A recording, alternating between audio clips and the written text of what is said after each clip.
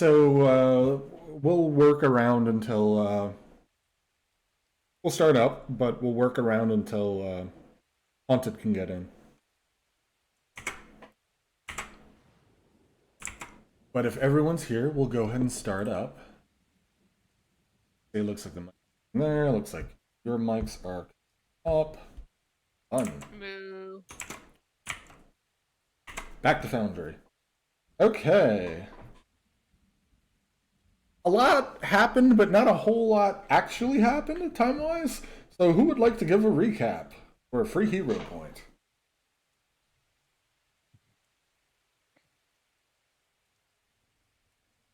I don't mind giving one.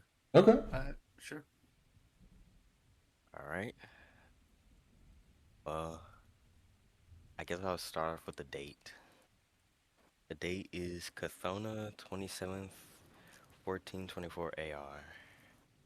After we slayed the beast Gromog, Lindsay said that the others had left her behind to go into the Great Hall, where they believed the survivors would be. So she decided to hide in this room and accidentally discovered a hidden door behind the bookcase before being attacked by the giant. We were curious and attempted to unlock the door, but barely failed. Uh, the ball, seeing this, immediately tried to kick it down, causing the door to cave in, making it more difficult for larger people to enter. Let me see. Uh, but inside, it was a rather small room with a large trunk that was also locked. After Rand successfully lockpicked it, inside we saw a couple cloth bags, each with the names of the dinner servants, and they were filled with loads of gold. There were also 2 healing potions and a magical mace and longsword, each adorned with a fine rune. Nabal took the mace after inspecting its quality, and the longsword was kept for later use. We decided not to take the gold, hoping that it would go to the people who were owed, and another door led into led to the storage room, with oils, hammers, and other useful things lying about. After returning to the hallway, literate bodies, Nabal hears heavy breathing in the room to his west. Everyone rushes in to see a huge blue giant that has his left, or what was left of his left arm, covered in a man's shirt, barely stopping the blood from coming through. Nabal tries to see if there was a way for them not to come to blows, but it was inevitable that the battle was about to begin. The giant cracks his knuckles, looking to litter the ground with more bodies, and the first person on this list was Nabal, whom he quickly destroys in just 2 hits. Ran with his quick thinking, saves his life, and shoots the giant while Dim rolls through and cuts into its open wound. Deirdre conjured a bolt of energy that phases in and out of existence until it finds a mark on the giant's head, probably causing a migraine. Uh, while the battle was raging on, a plant creature awakened and freed itself from a barrel they were trapped in. It created a garden of healing, unknowingly healing a Miri, Valerie, and depressed Harem due to the darkness and moved closer to the light to see the battle. The giant, almost beaten, released a giant breath of ice and determined to not go down without a fight. Again, knocks the ball straight to the ground. In the giant's desperate attempt to survive, it made a crucial mistake, and Rand saw an opportunity to end the fight. He fired an arrow clean into its mouth and through the back of its head, causing it to limp over dead. The planty creature moves a vine to the ball to pull him into the garden, and after some help from Rand, they walk into the garden, and everyone gets healed back to full HP. They they pull out a dagger that says the name Tom, and then produces some nice healing berries. Amiri, Valerie, and Harim awakened and confirmed that they were trying to go into the Great Hall, only to be stopped by the giant, which Amiri cut a deep wound into it. Lindsay popped up, hearing the battle, only to see a brutal aftermath. It was a brief reunion, and after some planning, we obviously decided to go into the Great Hall. Uh, while this was happening, Rand spotted a hidden door in the washroom that we went in, which also led into the Great Hall. After we entered, we see the hall was turned into a makeshift safe room with bodies littering the blood-stained ground and long tables being used to block the door to prevent more enemies and smoke from coming in. A lieutenant with a nice shield almost mistaken us for enemies, but after recognizes us from the dinner, he asked how the East Wing was doing. Reports what we know, and the lieutenant brings us up to speed, and says that the hall was attacked with hired mercenaries and giants who killed around a half a dozen guards before they could block it off. Some guards went with Lady Jumanji. Did I say that right? Jumanji. You said Jumanji. I knew somebody would do it once. Let's go. Jumanji. Let's see. Some guards were with Lady Jumanji to the dueling arena for a more advantageous position, and we decided to travel to the West Wing to find her. Still, before that, Orpip chose to stay behind to heal the wounded. So after spending some time removing the barricade, we step out into the unknown. The party sees nothing but smoke and fire. That it makes Rand, Dim, and Deirdre sick as soon as they enter the hallway.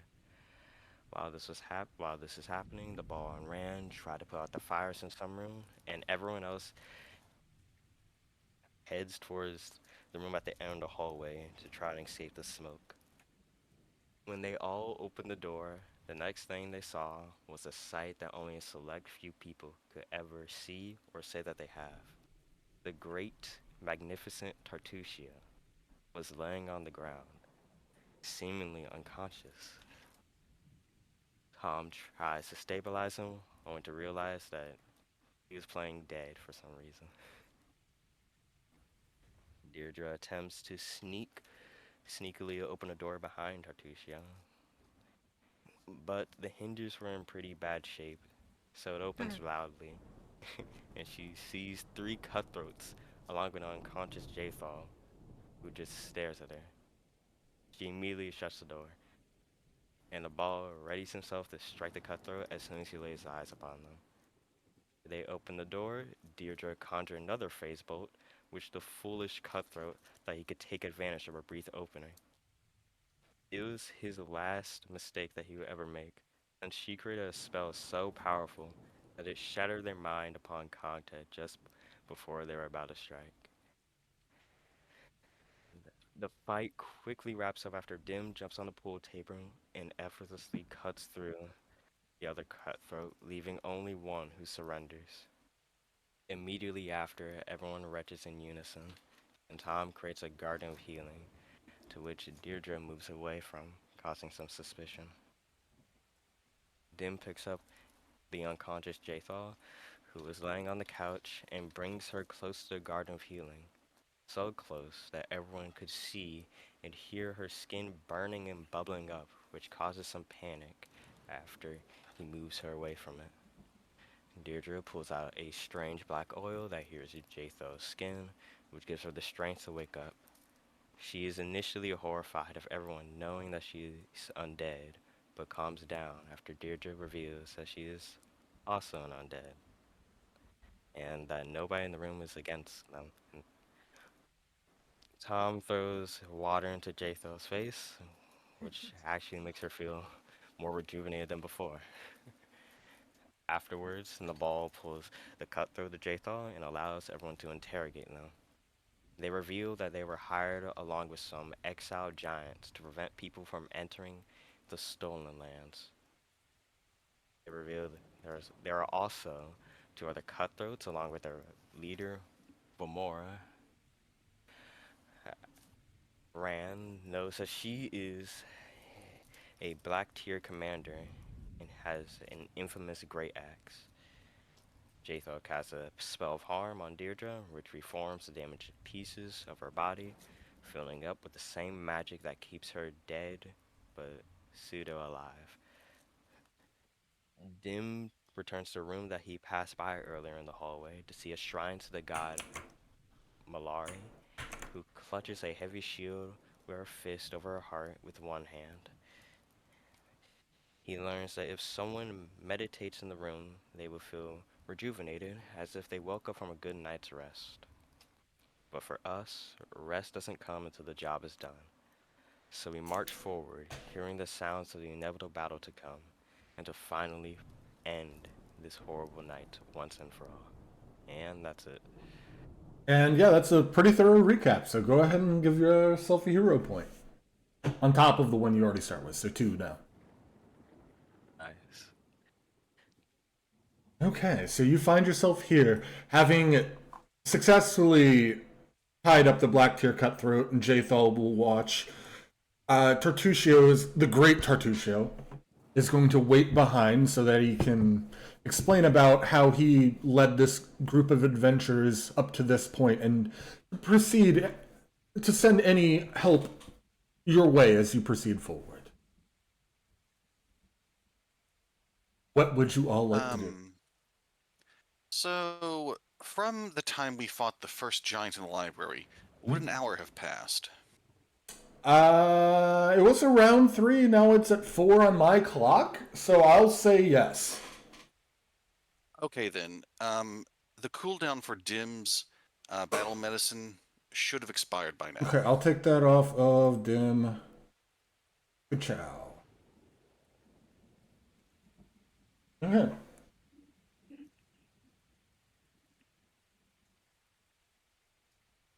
So what would you all like to do? Well, folks, we can hear trouble ahead. Probably that Volmira lady with her great axe. Certainly hope Lady Jamandi isn't dead yet. Well, there's no point in waiting. Let's see if we can try and help. There's just anyone left helping. So, Tom, Deirdre, you two ready? I believe so.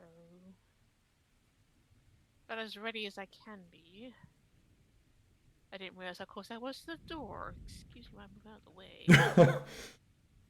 Dim gives you a nod as well. He's ready to go. Alright, Alright. let's do this. Let's get ready to ross their world. Leroy! Oh, wait. As you open this appears to be sort of antechamber. You see a large room here with polished white tiles. Hanging from the walls are various trophy heads. A stag with an impressive set of antlers, a large tusked boar, a cranky looking oversized owl, a snarling wolf, and two different reptilian monsters.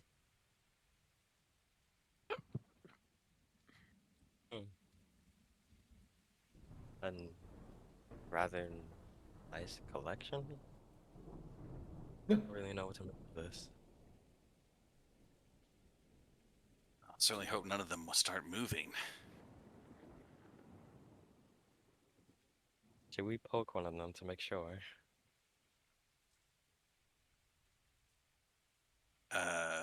Sure, I'll poke this one here in the middle. Which one is it? This one. Hold on. Oh. It looks you kind of like a boar head. Okay, so you poke the boar. Yeah, you don't.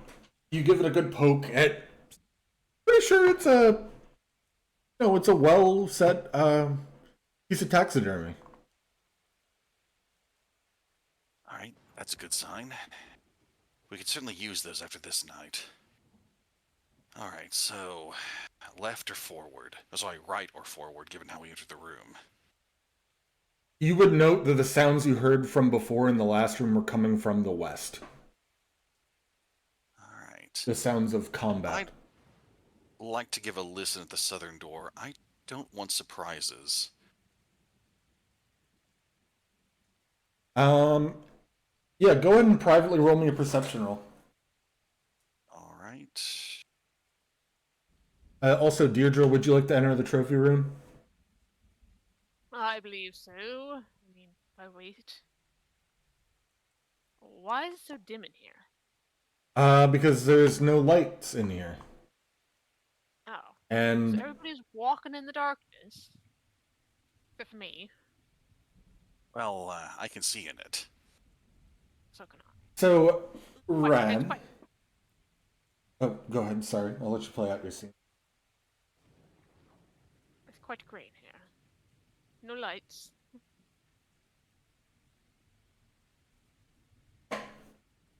With your roll, Ren, you don't hear anything from the southern direction.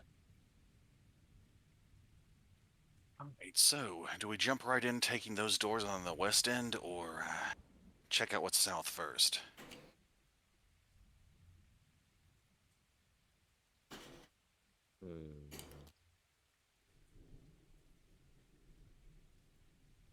I guess we can check out what's south. We make we want to make sure that there's no surprising enemies. Right then, I will try to quietly open the door to the south, if possible. Yeah, give me a stealth roll Squeak. Squeak. All right. to see how good the hinges are on this door as opposed to the previous one.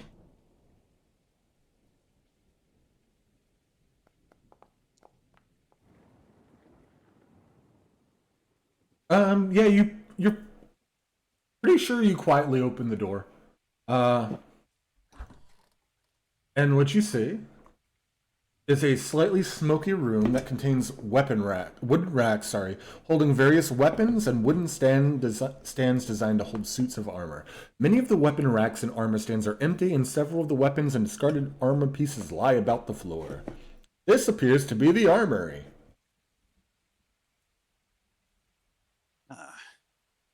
Well, folks, looks like we found an armory.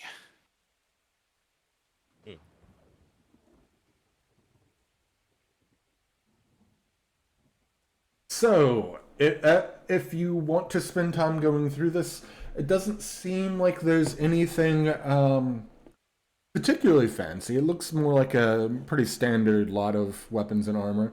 But if there's any sort of extra weaponry you would like the weapons are dagger, longsword, spear, glaive, halberd, battle axe, crossbow. There's a steel shield, a couple pieces of half plate, some chainmail, a chain shirt, let me do the math here, metric ton of crossbow bolts. So, if you want anything, you can quickly stash up. Just keep in mind your encumbrance. If possible, I'd like to grab about 4 more arrows. You can go ahead and add 4. I don't know why you should only have bolts. That seems kind of dumb to me. So I'll say there are arrows there too. Okay. I'll grab a shield just in case. Yeah, so let me send you a steel shield.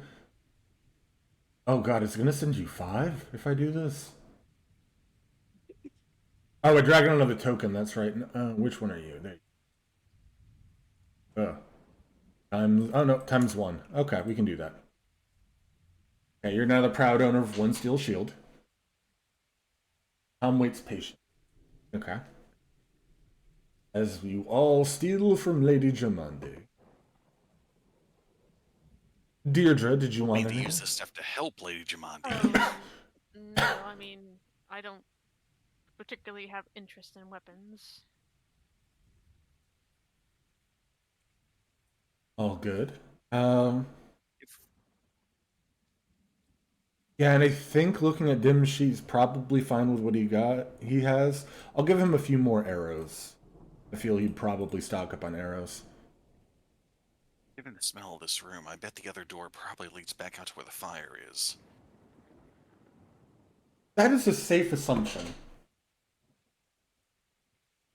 Well, given what a time we had out there, I say we leave this door closed. Dang, there's way too much smoke there. Well then, I guess here we go. Before we rush in here, does anyone have a plan? I'm not sure if I want to get the same beating I got just a few minutes ago. You know, in the last room, I noticed that when Tom sprays somebody with water, they look a little more resilient for a bit. You think that might be a good idea again before you lead the charge? Sure. Tom, do your thing.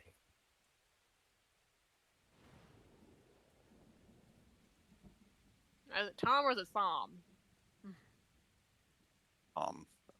Tom? Yes. I mean, you don't know. He can't talk. Tom, Oh, right. I'm having a little trouble seeing right now. It's Yeah. pretty dark. Does anyone have a light cantrip or a torch? I do have a torch. You could activate it if you Let's like. see. I remember there was a way to do it quickly, but I'm not noticing it. If you go to your sheet, Or you shooting equipped it? yeah, you have to make sure it's worn on you. Oh, right. Actually, yeah. I have a torch too. How do I equip it? So you see it change on the right side. There's a bunch of small little buttons like a trash can. The leftmost of those should be a box, and it'll say change carry type. Yeah. And Is then it you be worn or held? held. Yeah, having a plant person wear a flaming torch worries me. For some reason, it's not. Let me look at your sheet. I mean, it's equipped. It's just not letting me see. And then I think once it's equipped, Drag it on maybe you. under the actions tab.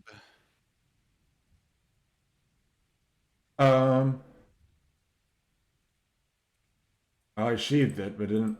I thought unsheath would be a thing. Wait, you also have a lantern. Oh yeah.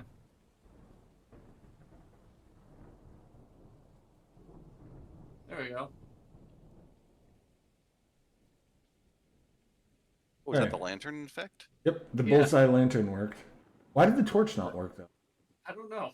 Weird. Oh, okay. So when you've got the torch held in a hand, back on the actions tab, you've got a checkbox at the top that says torch lit. And that should light the torch. With your bullseye, Lanterns are much cooler. With your bullseye lantern, you can see Deirdre. Now, keep in mind, the torch takes a hand. Same with a lantern. Just remember that for combat. You can't have like. How do I spin around the? Yeah, it's control and mouse wheel. But for that effect, for the effect of the bullseye, I mean, I guess you could do it that way. That works. Oh hi guys. Can Tom's see us. feet emit light. In that case,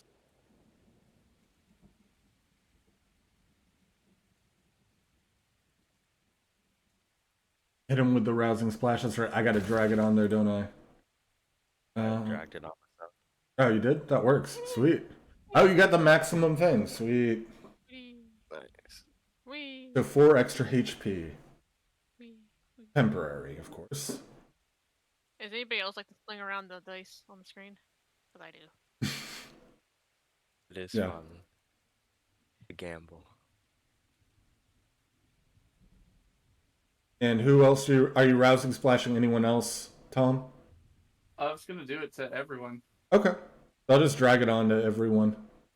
Oop. Hose us down.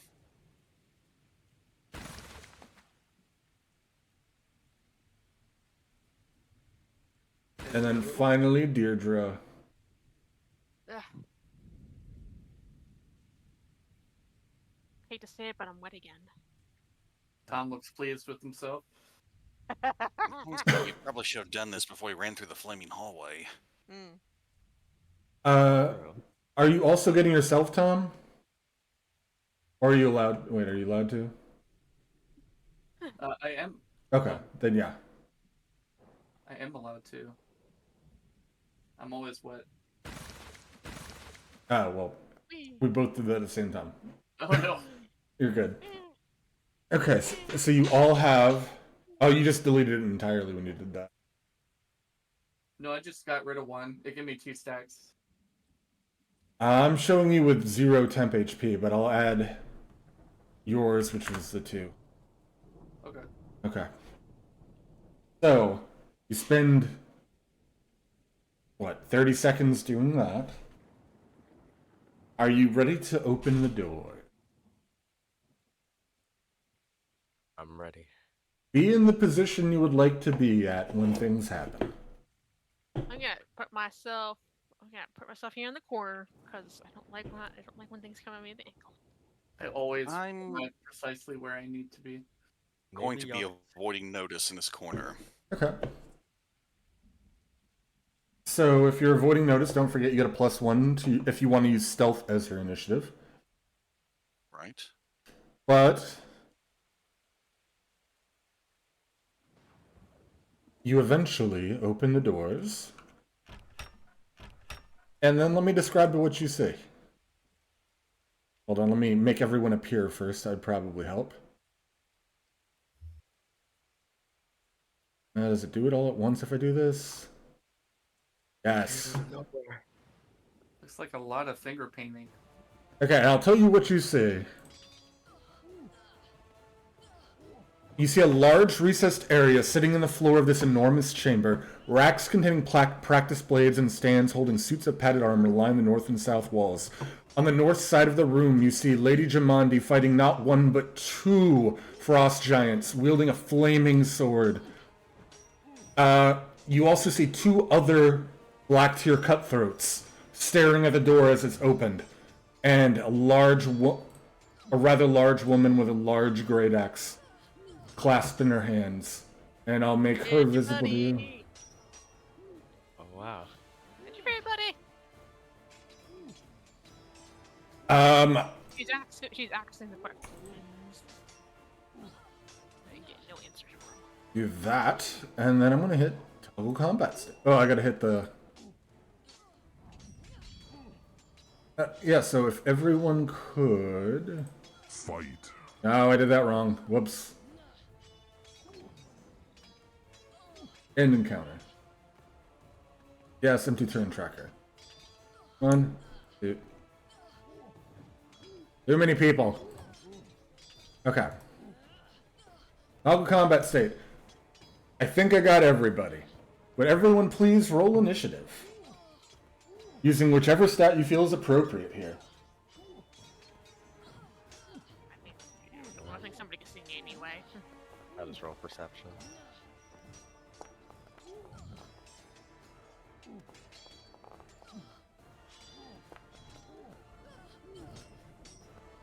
Dim would probably use perception.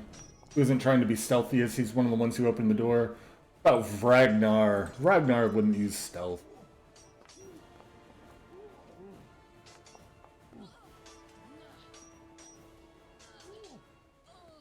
Okay. Get Voldmir's stats back up as well as the cutthroat, so I have them ready. So everyone's rolled initiative. Let me hit begin counter. Fight. So, Lady Jamandi scrapes her sword on the ground, and you see licks of flame come up from the tip as she swings up and hits one of the frost giants, cutting into it. She does that, parries off a secondary blast, or strike from him, and then ends her turn. Turn. The frost giant, much the same, is trying to swing. He gets a glancing blow after a deflection from Alduri's dueling sword. but that's all he's able to get off. You are next. Ross, you're up. Alright. It's time to make a proper entrance. Oh, I make a war cry and rage. okay. For notes, this railing here is about a 2-foot drop down into the dueling pit, and it's about a 2-foot high railing, so it'll provide incidental cover from ranged attacks. And going over it would require some sort of acrobatics roll. If you want to just leap over it. I'll just leap over it. I mean, roll acrobatics. Or I guess athletics would work in your case. Acrobatics, yeah. Oh, for sure. Yeah, you're able to just vault down. That will be an extra 5 feet of movement. It'll be considered difficult terrain, but you're able to do that. So it'd be 5, 10, 15 to get onto the floor. Alright. Is that an action or No, I'm considering that part of your move in this case. alright? It's a wall, so you'll have to move manually. You still have whatever's left of your first movement action.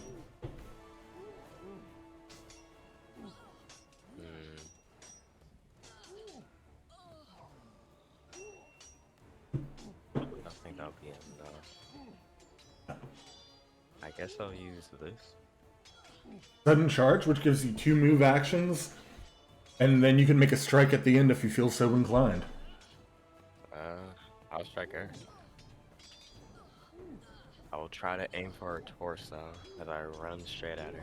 Okay, so from there, she's going to have a circumstance bonus because you're a smaller creature. B, it's 2 feet up to the railing, and then there's the railing on top of that. That makes sense. So you would unless you had a piercing weapon and could stab through one of the holes in the railing, she's gonna have a circumstance bonus to her AC. But you could still do that if you want. I mean, you could also, with 2 full movements, probably go the long way around to get to her. Like, around the southern Black Tier Cutthroat. Yeah, I'm gonna stay here. I think that would be a good thing. Okay. Position. So make an attack. She's going to have a +2 circumstance bonus to her armor class. Does that also apply to me if I try to strike? Or if she tries to strike me? From this location, yes. So that is a hit. Go ahead and roll damage.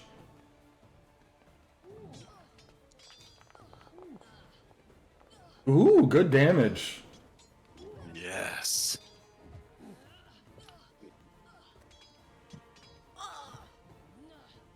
You hear her cry out in pain as you like slash into her like upper thigh with your with your maul.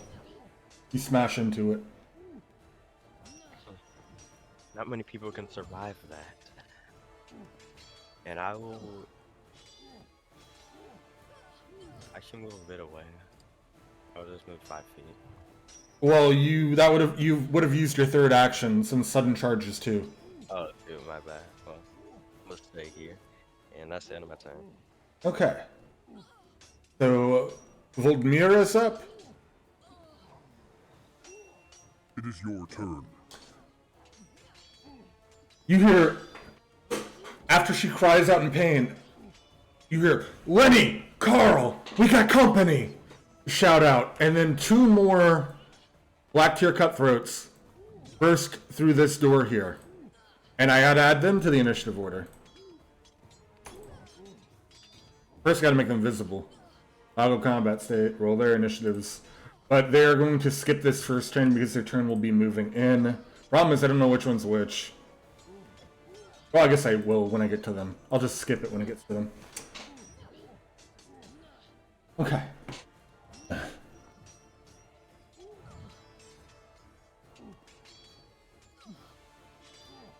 So she'll use her first action to call for help. Second action, she'll move 5, 10, 15, 20, 25 to get to here. And third action, she'll take a swing on you with her great axe.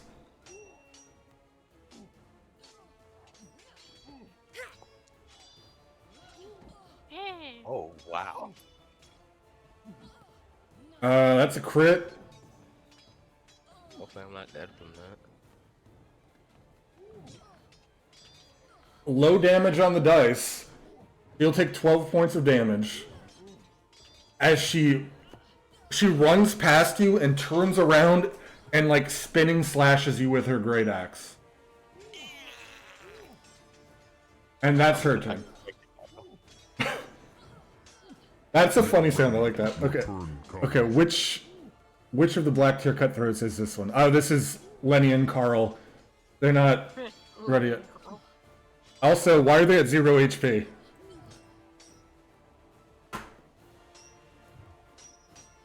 The night that rough for them too. Apparently.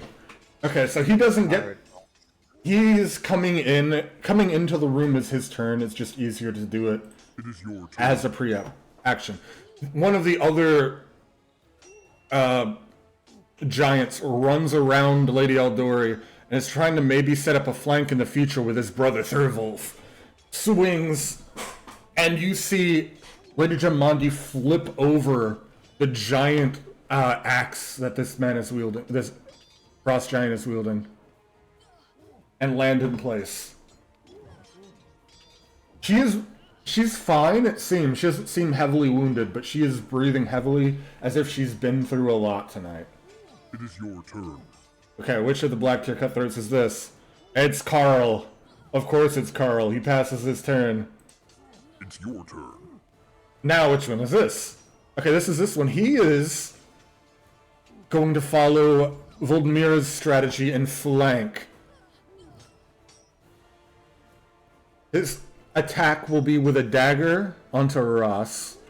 Do I have to target him separately if I'm playing NPCs? I don't think so. Dagger, strike. Missed. It didn't lower your AC for the off guard automatically. It's still a miss though. And then his third action is he's going to try and trip you. Does he even have acrobatics? Well, that's an athletics. Oh, athletics. Okay. Why does he have athletics twice? That's weird. He's going to try to trip you. I guess it's against your reflex DC, right? Yes, and since he's already done an attack this turn, there Minus should be a 4. penalty applied. Yeah. So he rolled a 1. I think this macro can do it automatically. Oh, Ow. have you seen what the critical fail Yeah. is on trip? I'm working on that right now. He tried his best to help out Voldemir, but Squiggy here trips and falls. Prone. And that's his turn. Ran, you're up. Wow, all of you rolled really low on your initiatives. All right, so I'm. Come on, gang, let me move. Going to step outside. Well, inside this room, and from where I'm standing, can I shoot over here into this area without the penalty, or is the banister too high? It's about 2 feet high and you're small, so should have. Well, if you're targeting an enemy down there, I'd say they have an incidental +1 cover. Okay. Or +1 AC because of cover. Okay, then I'm going to aim at the guy who fell down. And first off, I'm going to aim my brain at him.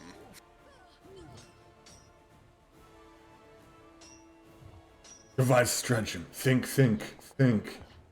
Oh! Yeah, it says hope I'm right. You're pretty sure you are. Do you want to know more about Black Tier Cutthroats? You know, yes, I'm going to do the Society roll? society roll. Okay.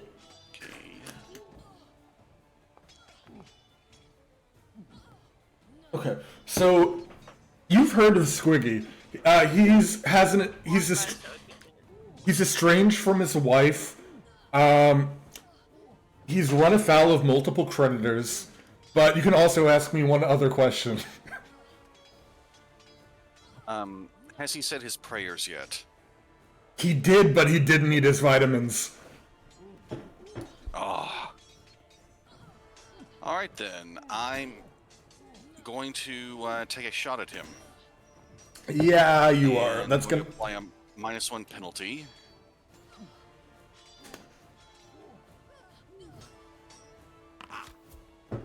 Okay, yeah, roll that critical damage. Poor Squiggy. His estranged wife. 14. Yeah, you pin him to the ground with an arrow, and you hear him, like... You not hear him, he kind of lets out a gasp, and he starts, like, clawing at the sky as dagger drops to the ground, and he is DED dead. Alright. So then, at least no one's flanking Ross anymore.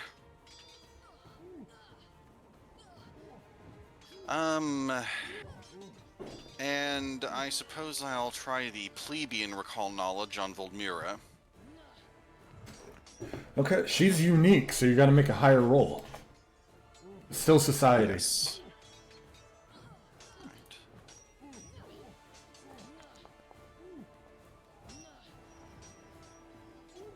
What would you like to know about Voldmira? I'd like to know her lowest save if possible. Well, with your roll, you know that she's got to be.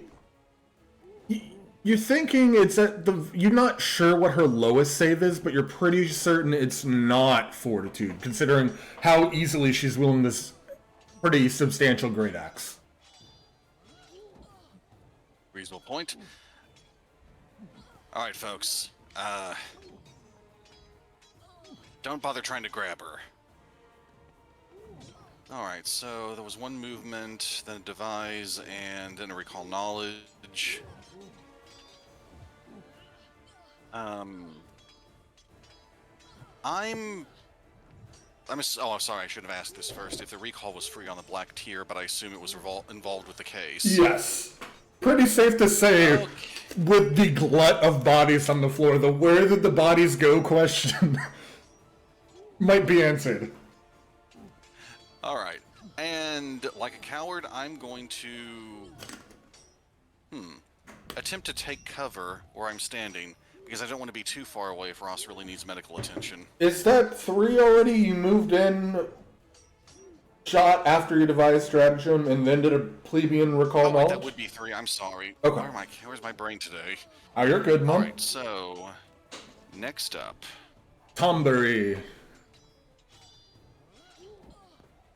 Right? What are you up to, Tom? That's the best question.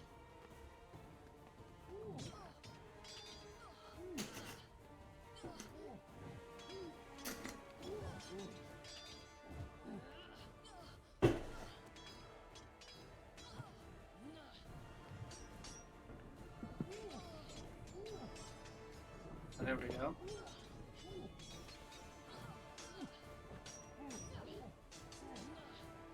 I'm going to... Let's see, how far is this?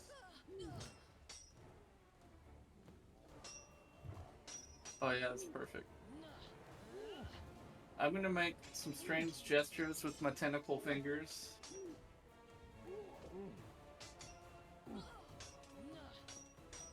Okay.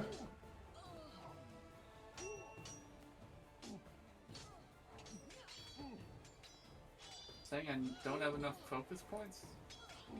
Alright, I guess I'm casting this instead. I mean, you would have had... Remember, you have to manually add... I think you took it away instead of adding. Because you had time to refocus in that last room, so you should be at full. Or focus, at least. Earth's Bile. 30-foot range, 10-foot burst. Place your 10-foot burst. So it'll hit Lenny and Carl. Not Lenny and Carl. It's so good What for happens when shit. the Earth? What happens when the? Uh, what happens when Earth throws up? It's a saving throw, Tom. Oh. They're supposed to save against it. Oh. Ah, So Lenny failed. Go ahead and hit that roll damage, though, so we know what we're gonna have to deal with. Carl succeeded. Each creature in the area takes blah blah blah. It's a first time you sustain it. The carpet is ruined, along with Lenny. So yeah, Lenny will take max damage from that, so 5. And he failed, right? Yes. So I think he also takes 1 persistent fire damage? Or is that on the next turn? That happens at the end of his turn. But yes, I gotta apply that status to him, you're right.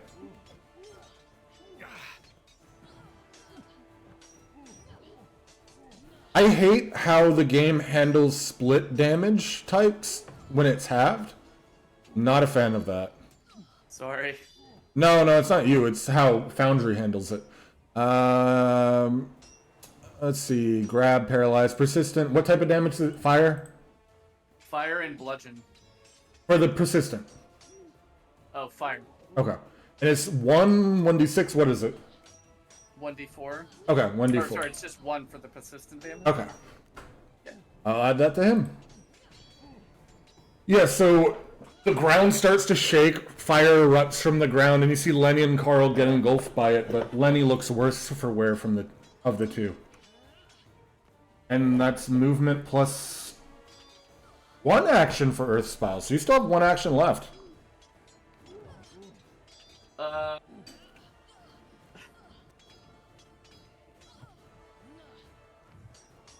I guess I'll just move a little bit more. I don't know. That's it. That's my turn. Okay. Deirdre, you're up. let's see what to do. Oh, I step out to have a look around. I go up to the edge of the railing over here to see what I have to deal with. And yeah, you see a fight unfolding.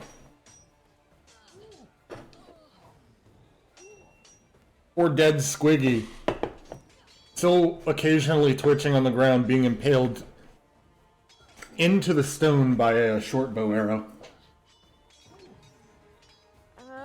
I'm looking at the lady down in the pit who's fighting Ross. Yes, Mira? I would like to use to target the bitch. Target. See? I cannot click. What the hell, game? Why can't I click? I can target it as you. I can't target it right. What the heck is this? Blue, do you have the token controls, token select options highlighted on the left?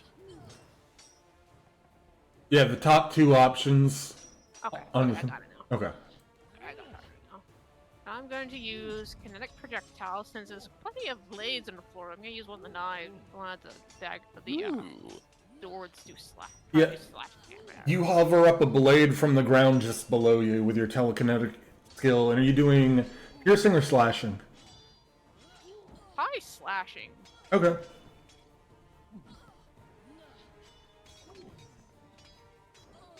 Start spinning through the air as you hurl it towards her. And I missed. And she leans back, and you see it ka-ching, into the wall, and it sticks out.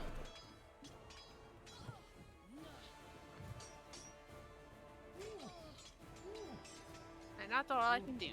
Okay. So, Dim's turn. Your turn next. Dim rushes out, and as he moves out, sees the Black Tear Cutthroat to the north. Like, I got this one. And runs up and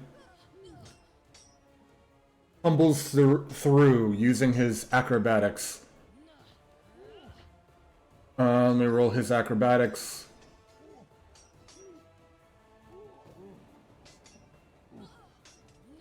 I should have had his sheet up.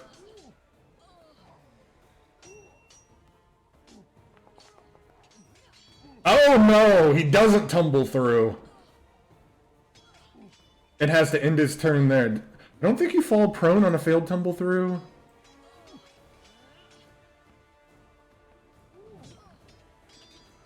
I didn't expect that to happen. Counter. Actions, browse. Gotta scroll all the way down. Looks like there's just a failure effect where your movement ends. You And stop. if the enemy had a reaction, it could trigger it. Yeah. Yeah, okay, there's no critical failure thing. Cool. So, but he still has he doesn't get panache, but he still has a regular attack. And is going to regular attack without panache. Very upset that his attempt to tumble through was thwarted. And hits.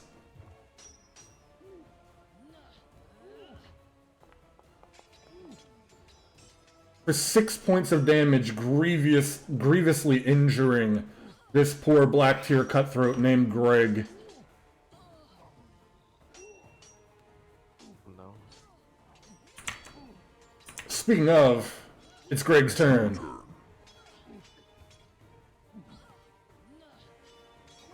Greg pipes up, "Don't worry, guys, I got this one." He strides to the side.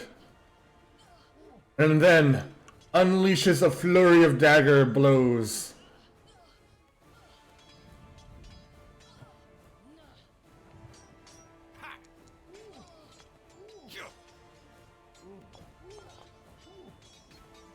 Horrifically missing each one.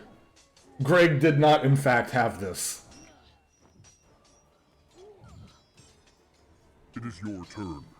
To the top of the order, you see, after she jumped over that last axe strike from Ragnar, she lands on the axe, jumps off of it, and cuts this giant down. There's now only one giant left for Lady Jamandi to fight, but she is starting to breathe very heavily. It's your turn. Parrying off attacks from Thurvolf. Turn comes. Ross, you're up. Alright. I'll attempt to strike him.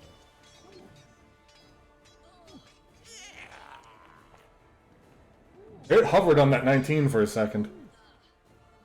Can I hero point that? You certainly can. Right-click your box and you can re-roll it. Yeah. That's a hit.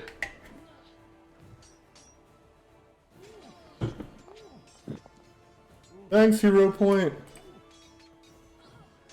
You hear Voldemir starting to breathe heavy. She's not doing great. Actually, I think she's, air quotes, perfectly fine.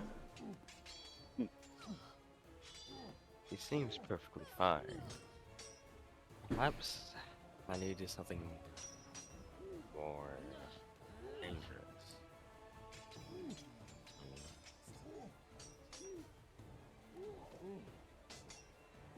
You know what?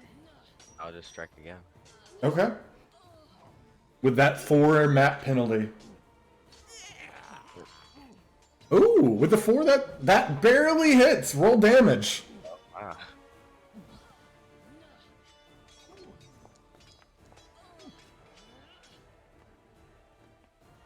You hit her the first time. The grunt of pain comes out, and the second time she staggers down to one knee, stands up, spits out blood, and she's got one more round in her. You won't be breathing much longer the next time I get a hit. And I step to the side. I'm not dealing with that. Step. Okay. It's yet step. I don't know why, but I feel like she has a reaction for that. And that's the end of my turn.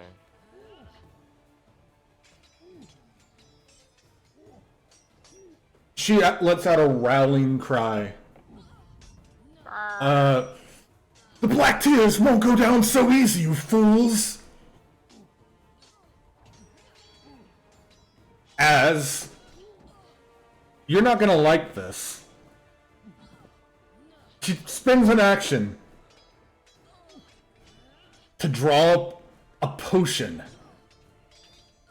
And then drinks a potion with the second action.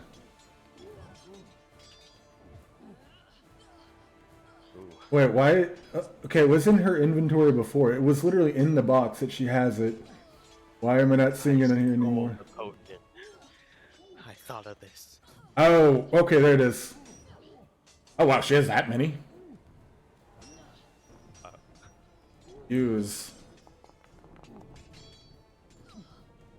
13 points of healing. Told you it wouldn't be that easy. 2 of her actions spent.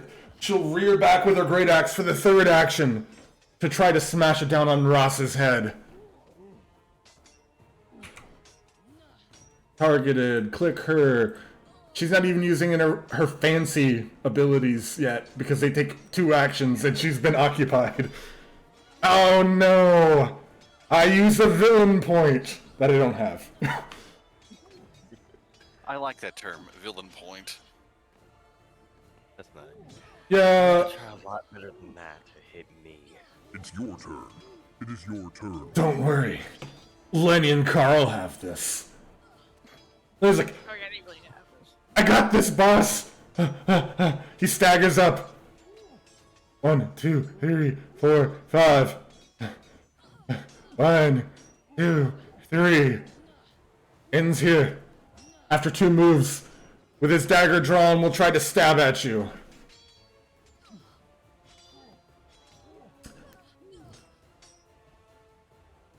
Oh, that untargeted you because you were targeted from the last person. I hit the strike. It didn't strike? Thank you. There we go.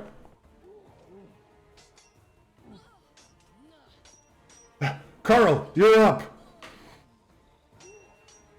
He takes his... If I just end the turn, does it happen automatically? Your turn. Yeah, it sort of does. I still have to hit this. And then roll a recovery check. Yeah, he's no longer on fire. Woohoo! Good job, Carl. He'll run and jump onto the dead body of his friend, Squiggy. And Carl's ready to strike at you. Rawr. A vicious war cry, indeed.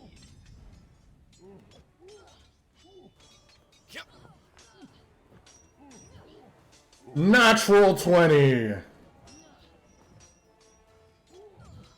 The tag team techniques of Lenny and Carl are unparalleled as you take 6 points of damage. Ah! Oh my god, I actually hit somebody! It worked, Lenny! Shut up, Carl! And then his final attack, at a penalty of -4, is a 7, which does not hit. He is very demoralized by his own teammate and misses. Ran, you're up. Okay, who do I shoot?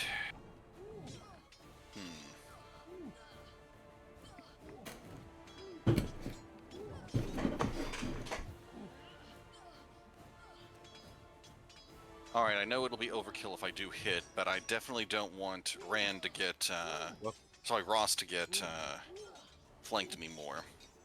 Hunted's here. Yeah. Welcome. Hello.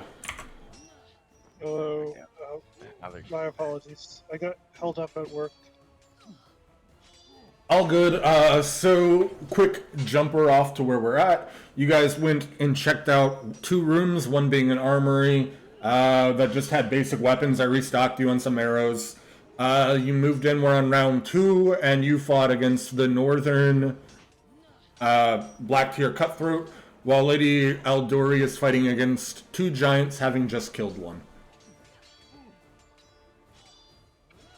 Alright, sounds good. Thanks. You're welcome. Alright. I'm going to devise against Lenny here. Not Lenny.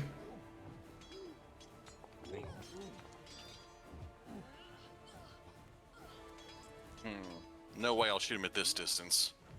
You know Lenny's impossible to hit. His arrow dodging reflexes are too good. So instead, I'll aim at Carl with a normal shot. Did you want to make another recall knowledge? I know I could, but I think I know enough about these guys. Yeah. Alright, so aiming at his friend there. Alright, gonna give a -1 due to the banister. Yep. And here we go. Ah. Carl's almost as talented as Lenny at dodging arrows. You've come to realize. Wait, why did it lower his AC? It shouldn't. It said it lowered his AC to 13. I mean, it still missed. Oh, he's pro. Oh, did Wait. it target the dead guy under him instead? Oh shit, I am. Yep. Okay. I I did not mean, mean to do that. yeah, that's not your fault. I didn't realize it would target the thing under in the stack rather than the thing over. But it still missed. Okay. So, against my better judgment, No, should I do that?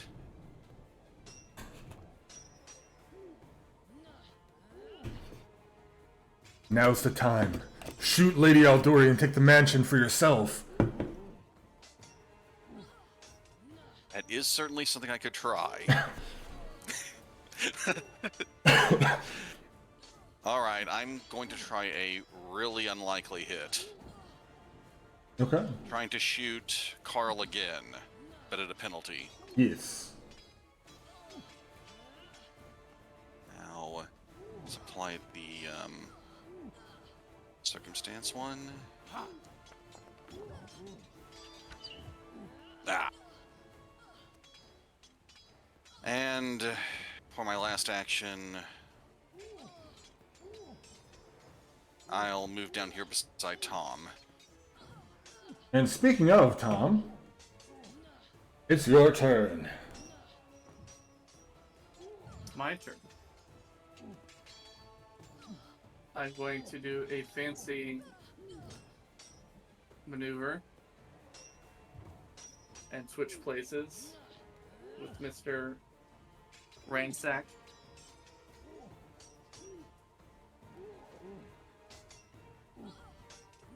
Can I see the fighting pit? Yes. You're looking probably through the banister because you're really short, but Yeah. it's a 2-foot high banister and a 2-foot or like 3-foot high banister. It's like meant to rest your arm, like lean down and like watch over the fights. And no, gotta have OSHA compliance here, so people can just fall in the fight pit. What's Okay. fun in that? And then it's So- 2 feet down from the floor level to the pit. Okay. So the spell I used last term is a sustained spell. So you can Do I use just move the thing? one action to sustain it. Let me scroll back up. We're looking at projectile spell. Shoot. When you sustain, you choose an area within range. So yeah, go ahead and just move that 10-foot burst, or you can recast it if you want and roll the damage if it's easier.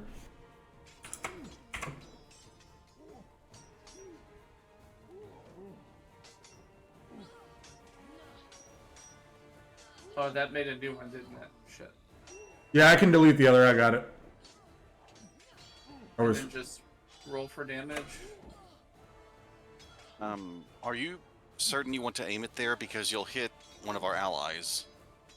Oh, is she an ally up there? yeah, that's Jamandi Yes. Aldori. She's fighting against the Frost Giants.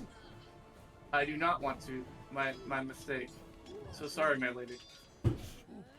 You can move it 2 squares over. You should be good. Ooh, now we got a Venn diagram.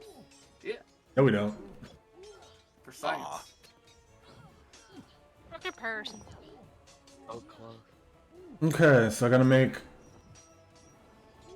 Can you hit the cast spell again so I can make those reflex sure. saves again?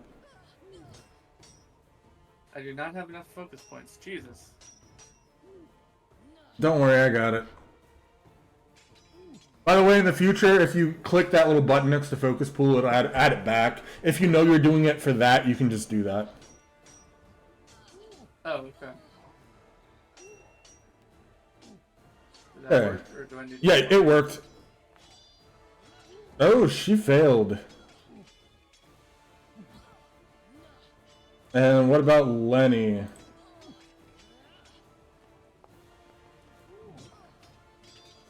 Maybe Lenny wasn't as agile as Rand thought him to be, as he is killed by the Earth's bile.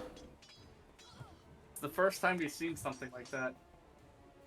Oh wait, why did I roll damage? I meant to just click damage. My bad. And she failed, you said? Yep.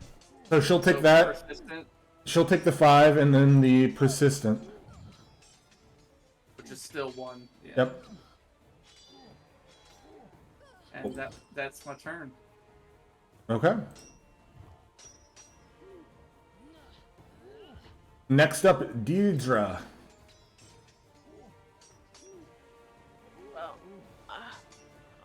same target. I'm gonna do to connect. Do a similar thing with a connect projectile with another sword. And do more slashing damage at crazy lady with axe.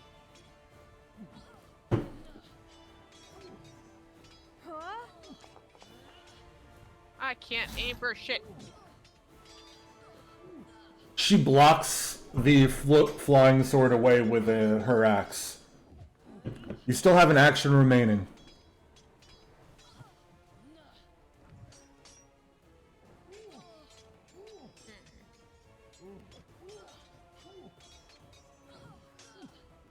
I'm gonna use the single action to connect a ram on her too. See if I can knock her down. Sure.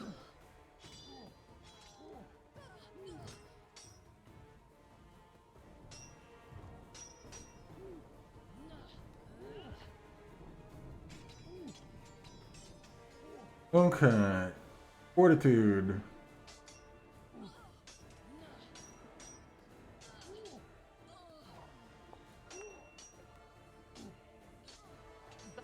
You push her into the wall. She staggers back, but stays on her feet.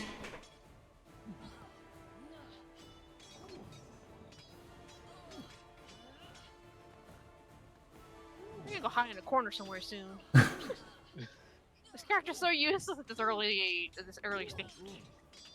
Make ready. I mean, you murked that one guy with the one spell last session, the needle darts. Wait, don't psychics have like unleash mind or something? Yes.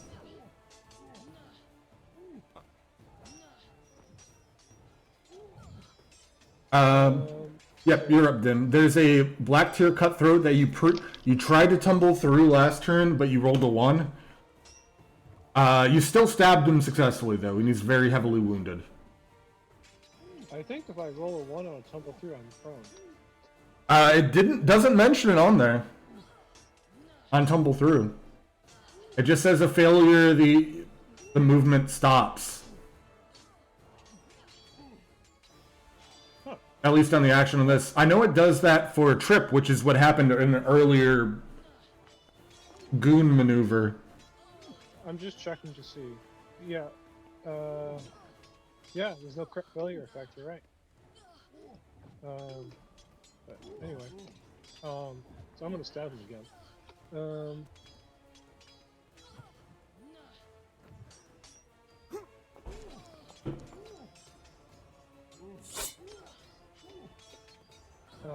And then, just because it's fun, I'm gonna draw a dagger and throw it at the one down here. Okay.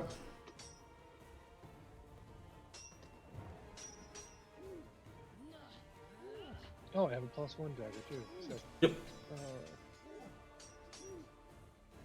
If you want I did this just as a thing for your character because of all the items you've been given when you were out. At times, you were like a bulk on over encumbrance. So I deleted the basic dagger you had and just kept the +1. If you want, you can add that back at some point. I just moved it to... Yeah. Thanks. It shouldn't be in this show. Okay. I believe this is. Yes, I think this is. Why is there a -4 ranged penalty?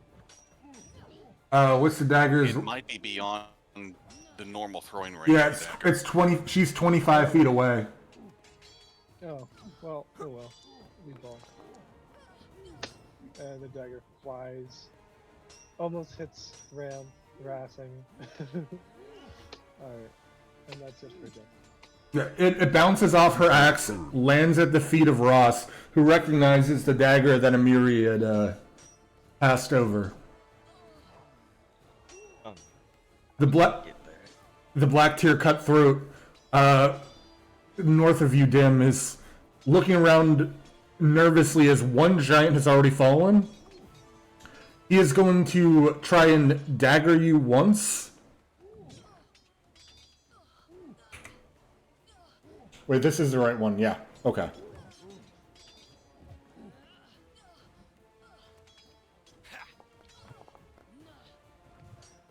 Okay, he successfully daggers you as he cuts into you while you're throwing the other dagger, which is what caused it to go off course. For 5 points of damage.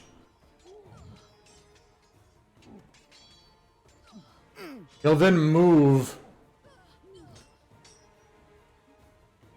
and probably foolishly try to help flank Lady Aldori as he wields his dagger and tries to slash at her.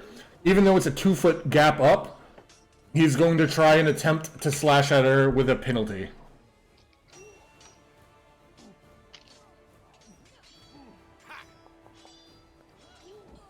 Uh-oh. That means she's my about to gosh.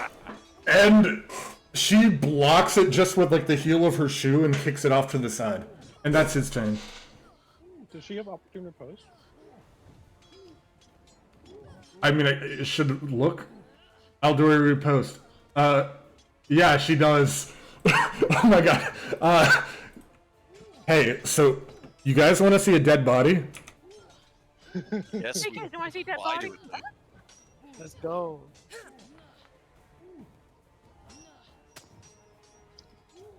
She rolled a nat 1. So her critical hit is reduced to a regular hit. That's actually crazy. She's busy parrying off a giant and then turns and just with the recoil of her weapon cuts down this dude. Yeah, 21, sorry. Extremely kills him. No, Good, Jim. that's a woman. It's your turn. Between Jamandi and Thurvolf, they attack each other. Thurvolf falls to a knee. Looks like he's worn down. Maybe has a few hit points left.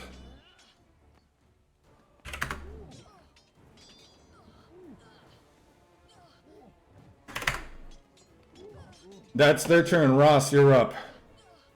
Make ready. Your turn comes. Oh. I'm gonna attempt to strike at her again.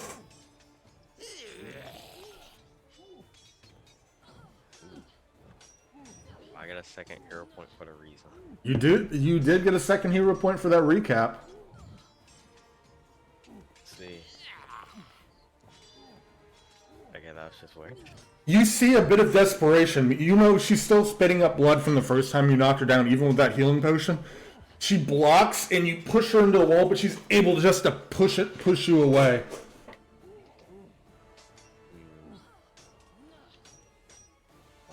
Striking her again.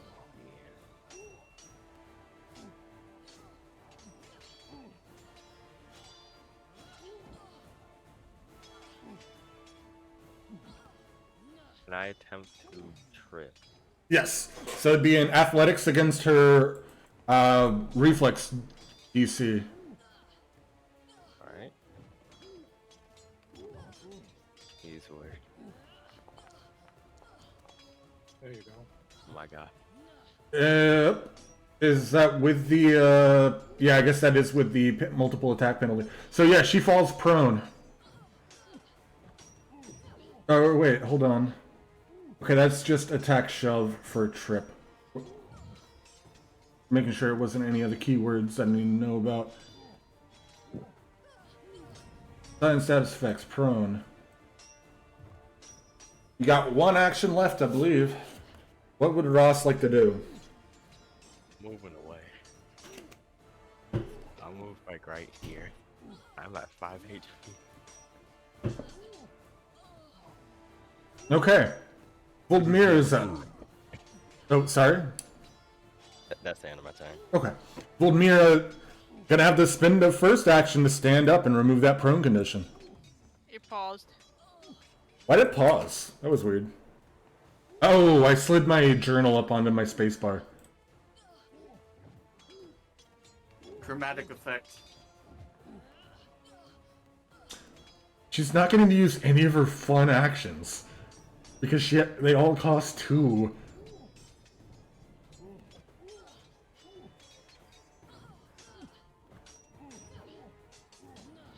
No. I'm tired of you. You, Carl, deal with this one. I've got his friends. Excuse me. She's going to running leap onto the banister. Oh my god. As her action. Let me see if she can hit with her athletics. Oh, come on now.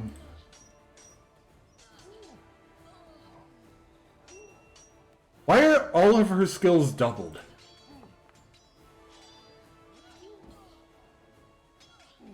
She does not succeed and falls prone here.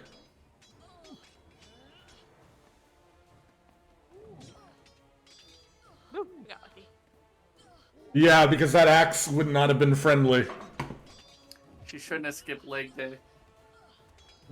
That's her turn. It is your turn. Whoa, wait. No, she can... Wait. Stand up, running, jump, then stand up again. So she stands up as her last action. A long jump or like stand up, run, jump would be 3. Would it? Oh, yeah, because she doesn't have anything fancy like tumble through. Yeah, yeah. That is 3. And, she takes the 1 fire damage. And let's see if she recovers. She does not. She's having really bad luck. Ren. Scary lady with an axe just jumped up onto the balcony but tripped over the railing. Well, Carl's got to do something first. Oh, I double skipped. Oh, my bad. I had my mouse there so you lit up when I clicked the button.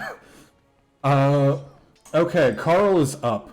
Carl was told, and he believes in the black tier cutthroat way, to deal with who his boss told him to take out. That'll surely win the day.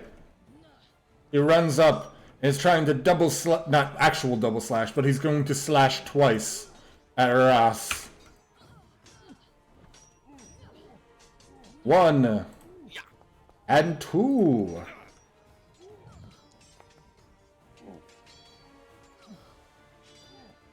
The first one misses, but a surprise second lucky hit strikes Ran true. Or Ross true, sorry.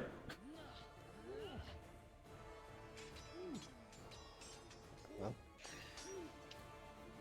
my god.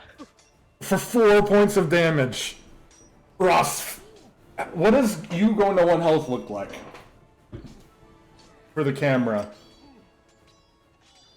I guess I just fall on one knee, just gritting my teeth and trying to hold on to consciousness. Yeah, you feel the blood like pouring out of you, the warmth running over your body as it starts pouring down, but you're able to grit your teeth and stand up. That's his turn. Ron, you're up. All right. let's try devising against Carl. Okay, devise that stratagem. That's a good roll. Alright. And I'm gonna forego the recall knowledge. Yeah, I mean, you already know that Carl likes long walks at the beach and has a dog named Steve. Well, I pity Steve.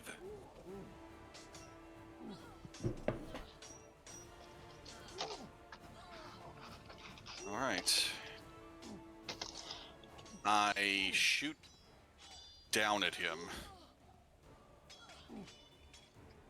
Yeah, you just lean over the balcony, point blank onto the top of his head and shoulder region, and easily hit. Roll that damage to see exactly how true that arrow struck. Yeah, he's poor Carl, poor Steve. He's dead. Alright, so that was one action. Given where Volodmira is, I don't want to try shooting through Tom and Deirdre. So I'm going to go... and then... there. And... let me be sure I've got one to do this. Yeah. I'm going to... I've never actually done this before. I don't have the actions to administer it, but I'm going to pull out the lesser healing potion I've got, preparing for Ross to have it next turn if needed. So yeah, you just grab it out from your pocket and you're holding it aloft so you can just take it from your hand? Yes. Cool. Tom, you're up.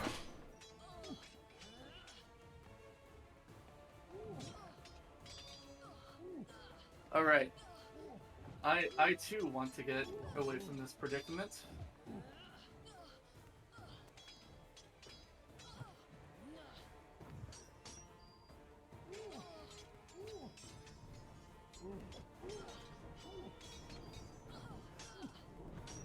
I think I will move there. And then I will... yeah, I'll drop the earth nonsense. You don't have to drop it, you just don't have to sustain it. Okay, I will Yeah, not you can, sustain it. yeah. And I will, with all this metal flying around, I will mold some of it into some shards and toss it at our friend here.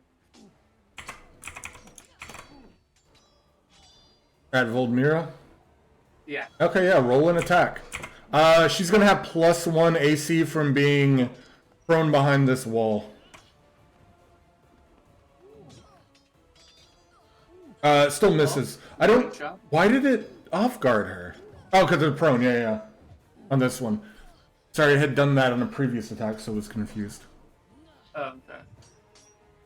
But yeah, it would have been effectively a 17 with that. So it missed. And that's a move and 2 actions, so that's your turn? Yep. Deirdre. You're up. Startled by the fact I just saw a woman jump over the railing. I'm going to cast Imaginary Weapon, since he's right there. I'm I'm going to slashing. So, go ahead, but she has Reactive Strike. And Prone does not forego the ability to make reactions. She's going to be at a penalty from attacking from the ground.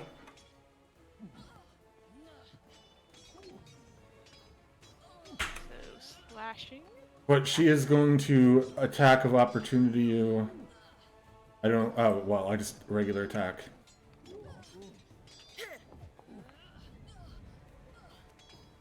Oh, and just miss because of the prone condition.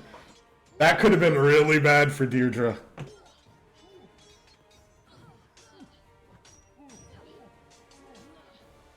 You have a hero point.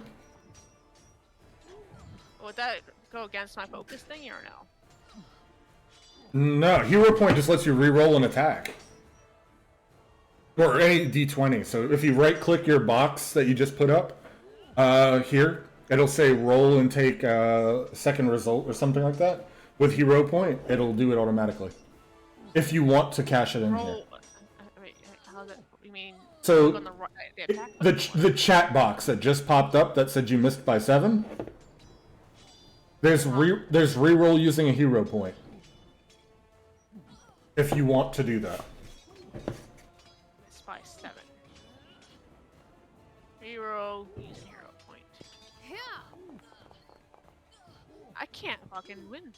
What the fuck? On that note, I'm gonna seeing that result, I'm gonna cast shield because I'm not be able to move very fast without getting struck. Now, I know before you cast a shield, you do note that she did just use her reactive strike, so she does not have any more until her next turn. Oh. On that note, I think I'll just run. I'm gonna run my ass away from her. 60, 30. 30.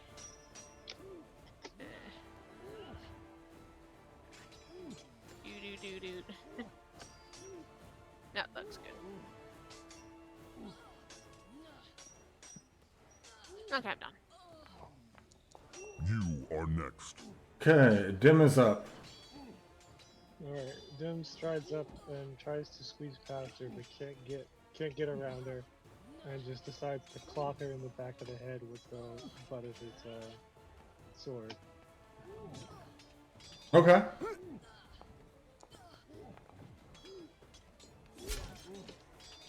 A hit because of the prone, exactly. Hey, roll that damage.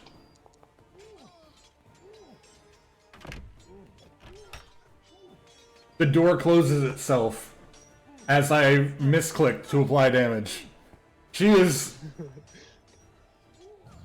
You clock her in the back of the head and she is trying to regain focus but can't, but is still alive. Alright, he grabs the door and slams it on her head.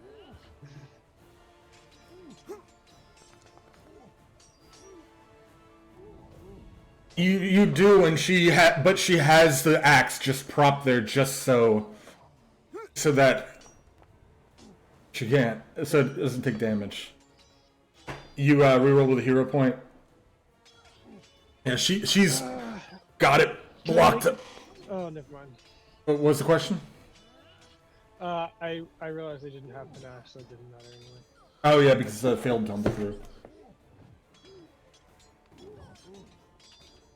Okay. She just gave the NPC's plot armor, huh? I apparently. It's your turn. Lady Aldori's up, and then with 3 quick slices, will slash, and then runs into the giant, sword impaled in his chest, and pushes him into this brazier here, knocking it onto him. The flame falling, the cinders of the flame falling onto him as he falls dead. I know I said the word fall like 47 times there, but that's her turn. Ross, you're up. It's just this one here. I'm gonna do something risky. Also, I'm gonna ask a question to Deirdre while I charge. Can you read the minds of the dead? No. Well, that is quite a shame. And I will attempt to strike. Run up, and now flanking. She's prone. You rear back to smash. Go ahead and roll that attack. Yeah, that'll hit. Roll that damage. Actually, she's at 2 health, so tell me what you do. Alright, as I run in, see her on the ground, I jump up with all my strength. I guess that'll be like 3 feet realistically in the air. I mean, you're pretty strong. I guess a little bit higher. Yeah. Jump up, slam my maul directly into her chest, and the force of it caused a little shockwave. Yeah, you see the ground under her dent from that blow.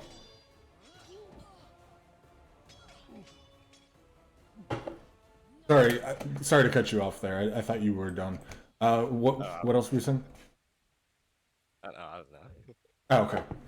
But yeah, you smash into her so hard, and there's an eerie silence now as she stops breathing, falling dead. The house, for the first time in hours, is truly quiet. I fall on my knees. Great job, Ross. Like, just barely holding on. Like, I feel like I felt so useless this fight. I was You're so doing all right there. I run over, attempting to treat his wounds, if possible. Yeah, you can roll treat wounds. Oh yeah, we can. Oh yeah, initiative. Oh yeah, I should hit an encounter. My bad.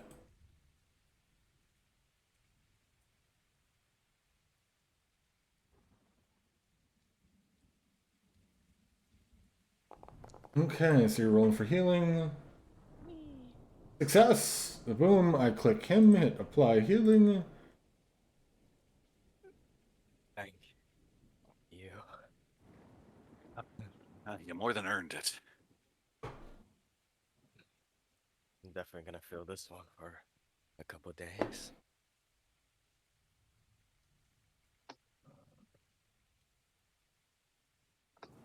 Lady Aldori starts surveying all of her dead guards below.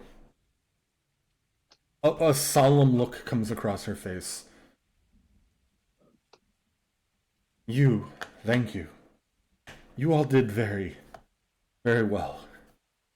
She's breathing heavily despite... No, you don't see any major wounds on her. There's a few gashes, but nothing life-threatening. I appreciate the help. Tell me, how is the rest of the manor? A little rough, to say the least. I mean, part of the building is burning. Yeah. There's- Let's just say I hope this place is insured. There's still a group of survivors holed up in the main hall. The East Wing was mostly a massacre. We had to run past the fire to get here, so that's probably still raging a few rooms away. Well, then we should maybe wait for someone to put it out. Some of you look like you've been through hell, to say the least.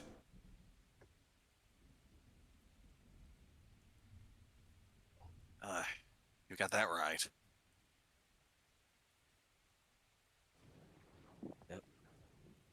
Yeah, I think I'm starting to sober up.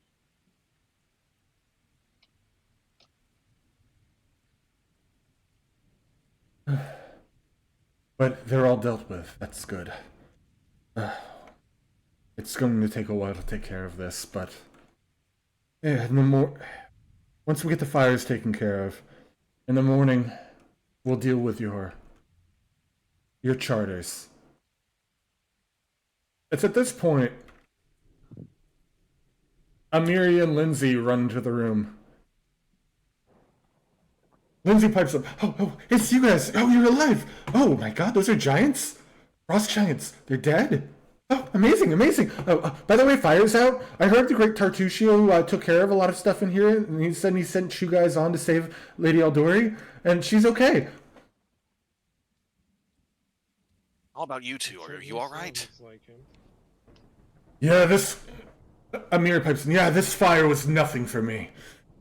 You see, she's moderately bluffing. She kind of coughs, and one of those cartoonish puffs of smoke come out of her mouth. Us and some of the guards got it put out.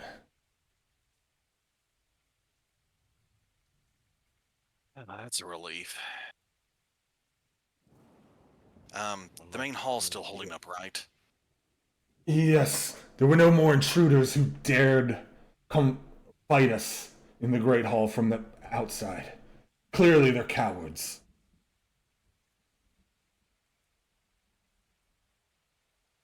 I'm trying to delete Right. this stupid spam guy, but it's not deleting him. Block. There we go. Sorry.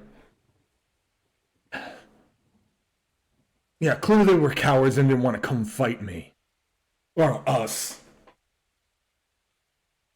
Looks like you took down some giants. Good job. She kind of reaches over the dead body of old Mira to give Ross a fist bump. Because she has the most, like, camaraderie with him specifically. He gives all his strength into the fist pump.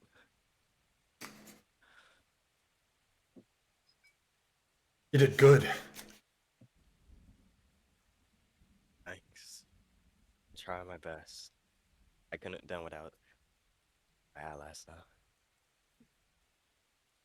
As you say, couldn't done it without my allies, though. The great Tartusio strolls up, hands on his like his jackets, like the crossing bits of his jacket. Yes, you did great, minions. But it couldn't have been done without the guidance of the great Tartusio. You see, Lady Aldori, that's why I need the best charter for the biggest kingdom.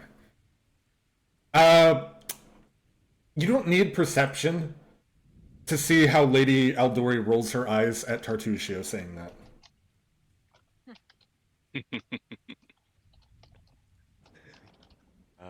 Sure, man.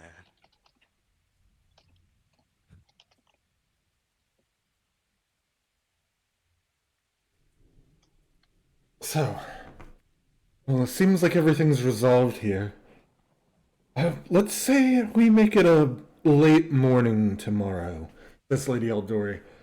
I had planned on the ceremony at like 8 a.m., but let's push it back to around noon to give you all time to rest. Question. The longsword, is that out on you? Dim. Yes, I do have it. Is it as stored or worn? Warm. Okay. She looks down and notices that longsword. Oh, that's our longsword from my private armory. Why do you have it? Oh, I mean, I found this on one of the assailants we passed. I didn't know it was yours. Roll a diplomacy. Let's see here. I mean, wouldn't that be Oh, deception. My bad. Deception. You're right. I mean, it's the same bonus actually, but.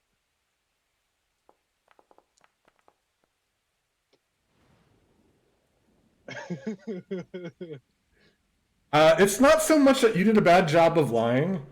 It's more that Lindsay pipes up. Oh yeah, that longsword. It was in your private stash. These guys killed an ogre, and then they went in and grabbed it, but they left the money there. Look, she kind of does the thing where she's pinching and squeezing the top of her nose. Yeah. Take that. You did a great service to us. You can keep that. I'm glad you didn't take the money. Those were for our servants. And I'm sure their families are going to need it after tonight. So I appreciate you not doing that. If it makes you feel any better, I'm pretty sure somebody got stabbed with it, one of them. So it was put to good use. She gives you a nod. And she starts a few guards, nameless guards that don't have tokens, start piling in. Lady Jamandi goes off to talk with them about what to do with all of the corpse cleanup. Oh, she takes a berry. You hand her a berry, Tom. She'll look at you quizzically and then eat it. And what's the effect of it again? Doesn't matter. Asphyxiation. It gives her like a few points of healing, but that's Oh. Thank you. I feel a little bit better. But if you'll excuse me, I have to attend to gestures to the pile of bodies in this dueling pit that you're all standing in.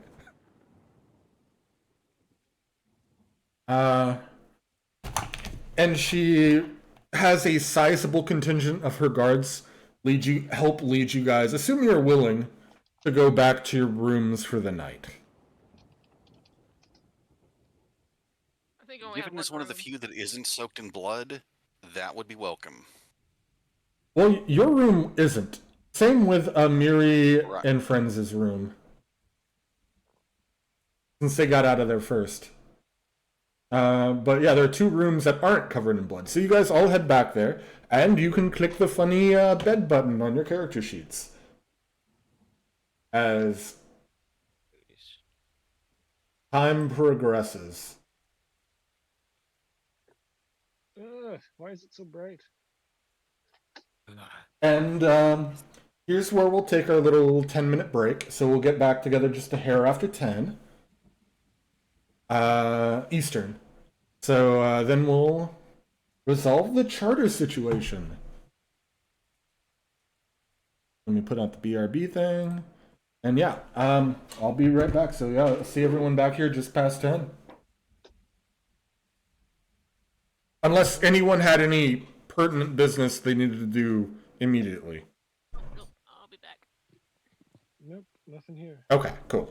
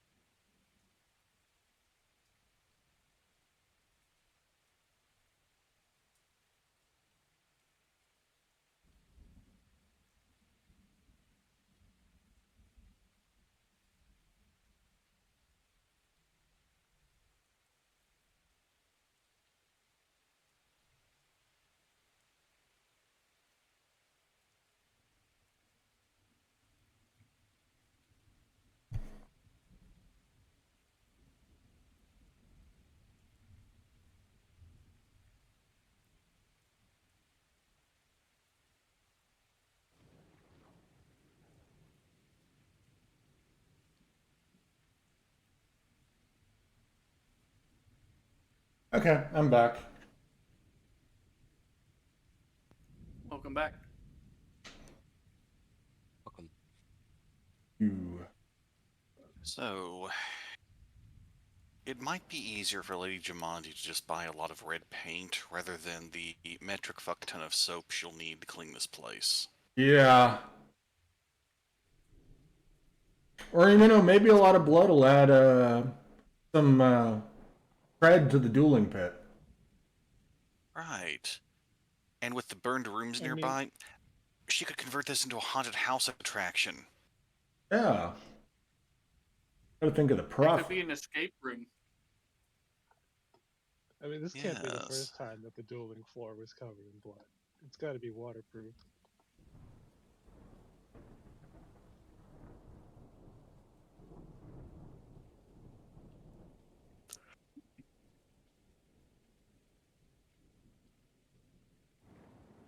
She could also convert religions and just treat the room as a sacrifice to the old gods. Skulls for the skull throne. Yeah.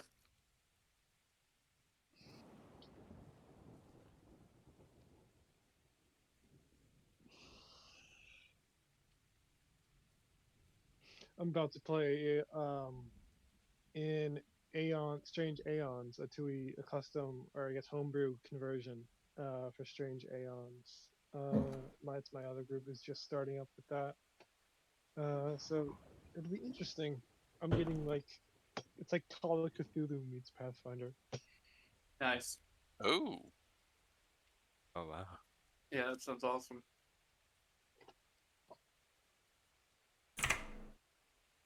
I think it's gonna be pretty weird though, because Call of Cthulhu is like you can fight, but you really shouldn't. And Pathfinder is you cannot fight, but you really should.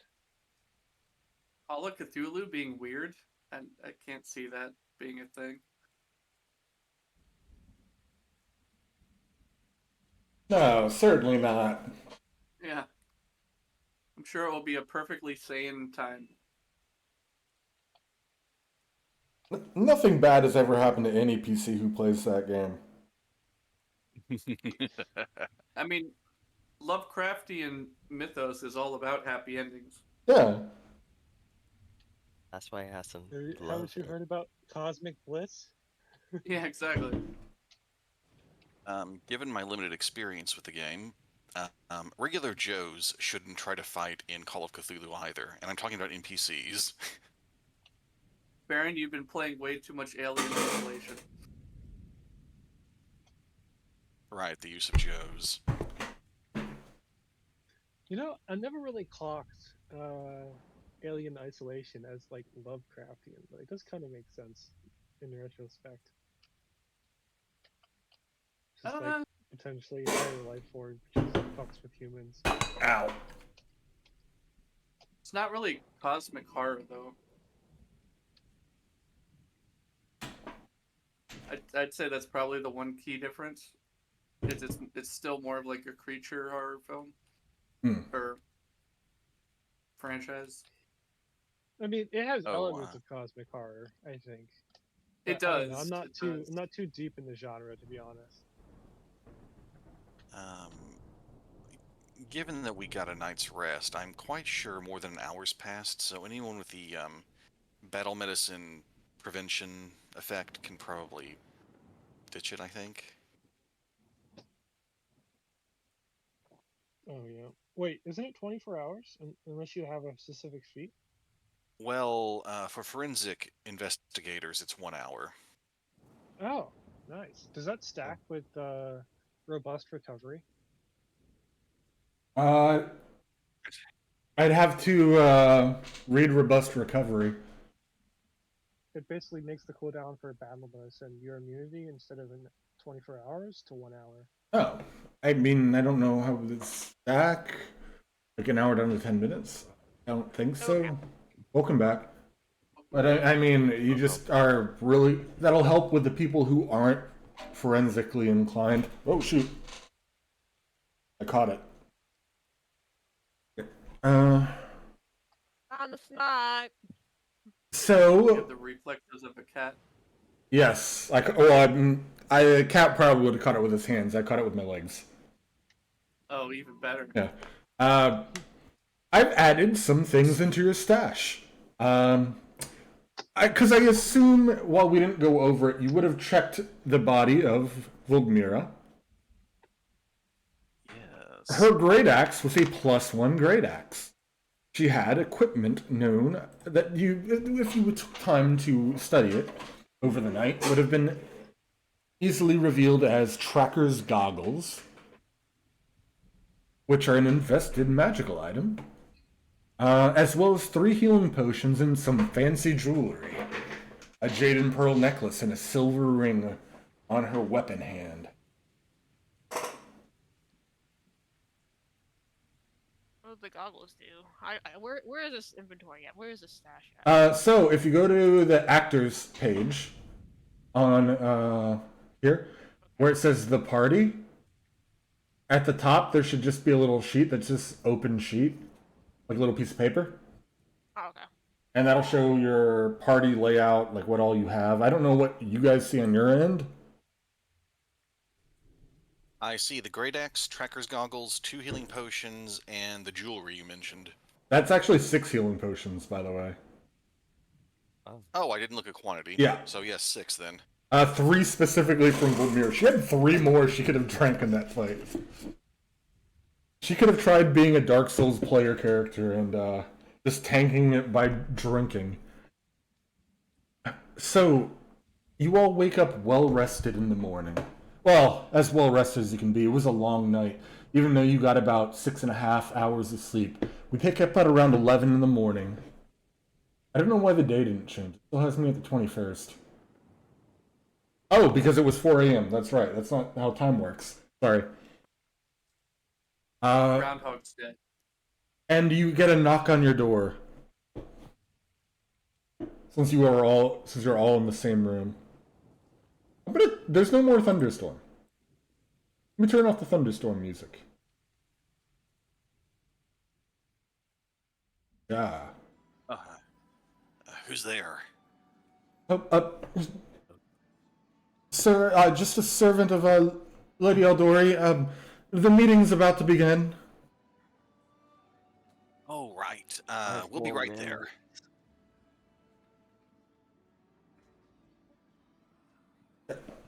Hey, all right. everybody up yet?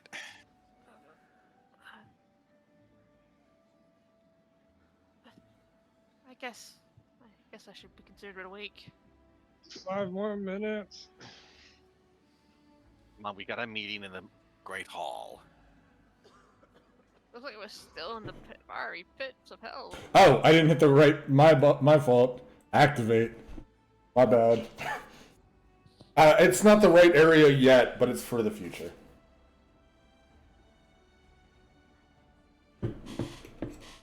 Spoilers. We're going to hell. No, going to the Great Hall. You don't need eyes where you're going.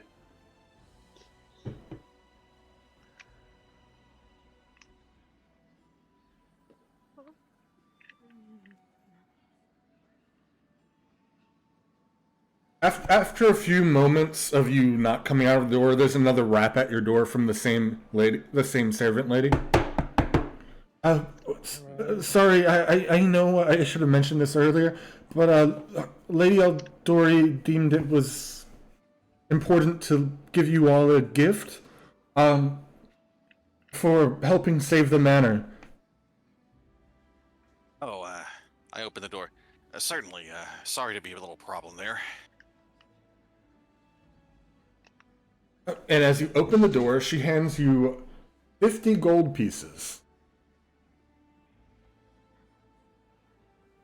She just... Oh, sweet, thanks. It's the least she said she could do. Let me add that to your party stash. I got it. Well, you did it. Yeah. And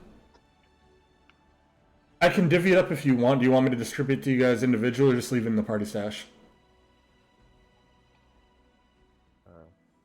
You can leave it in there. Okay. She said you were all in. She thinks she made the right choice giving you the charter that she's planning on giving you, and wanted to do this as a bit of a gesture of good faith and of the bravery you showed this morning. So, odd question. Do I have a token on this map? Because I just see a black abyss. Do you not have... Ron is right here. Does everyone else see it? Ron, token, Well, let me try refreshing. Renish McFranklin, hovered by owner, Ron. You guys, can you all see the Great Hall otherwise? I can. First time. Well, I I see saw it just fine. Okay. some symbols on the would-be on tokens and everyone's cursors, but Wait, do I you... think Tom got tossed into an alternate dimension. Oh, that's right. Tom didn't have a token here. My fault. I gotta add you in. okay. Now I see the hall. Sorry, I forgot we had a new character from that opening scene. Control C. Whatever that means. Take full control of the sea itself. Okay. There you go, Tom. And do you all make your way to the Great Hall?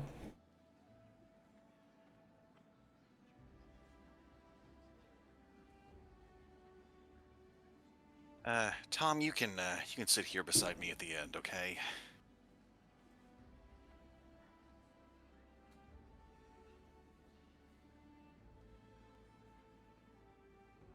As you enter the Great Hall, it's rather shocking how quickly Lady Jamondi's staff have restored the manor's Great Hall in the space of just a few hours. Very few signs of the violence of the night before remain, and things have been mostly returned to normal as the adventurers who survived, you all, take your seats, as well as a few of the others.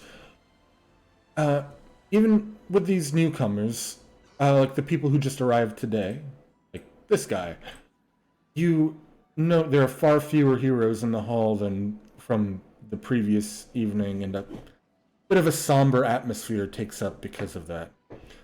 But Lady Jamondi steps forward to speak. I would like to thank those of you who helped defeat the Black Tears last night. It's obvious someone doesn't like our plan to settle the stolen lands. Well, we're not so easily dissuaded, are we? I say no. And this morning I would like to issue formal charters to all of you to begin exploring the stolen lands to make them safe for tomorrow's settlers. There's a bit of a thumping of the table from the adventurers who are still here. The first charter we would like to bequeath to the group called the Iron Wraiths, with a wave towards these jerks. The tales of your adventures have thrilled many Brevik nobles, and I'm excited to see what you can do with the exploration of the Glenabon uplands. Your charter is to establish a base for Brevoy there after dealing with the Tiger Lords, and to open diplomatic relations with Pitax from a point of strength. The leader of the Iron Wraiths walks up to Lady Jamondi, picks the charter for him, and the rest of the Iron Wraiths, in perfect unison, start following him out of the building afterward. Yeah, those guys are really in sync. How do they do it? Oh no. Bye, bye. Okay, I almost took Tartusio. Oh, Yeah. they can take Tartusha. But they all leave. But not before... Let me delete them from the map. Yoink, yoink. Delete. Get out, get out, get out. As they walk by you, they sneer kind of at both groups of you at the tables. Hey, I give heroes. them a polite nod and a wave. Like I'm nodding and waving. Don't forget to bring your stuffed animals so you don't get scared. One of them pipes up. I bet 30 gold these other adventures won't last 2 weeks. He gets patted on the back. Lady Jamandi, you can see her clearly doing the facial expression while, like, rubbing her fingers across her eyes.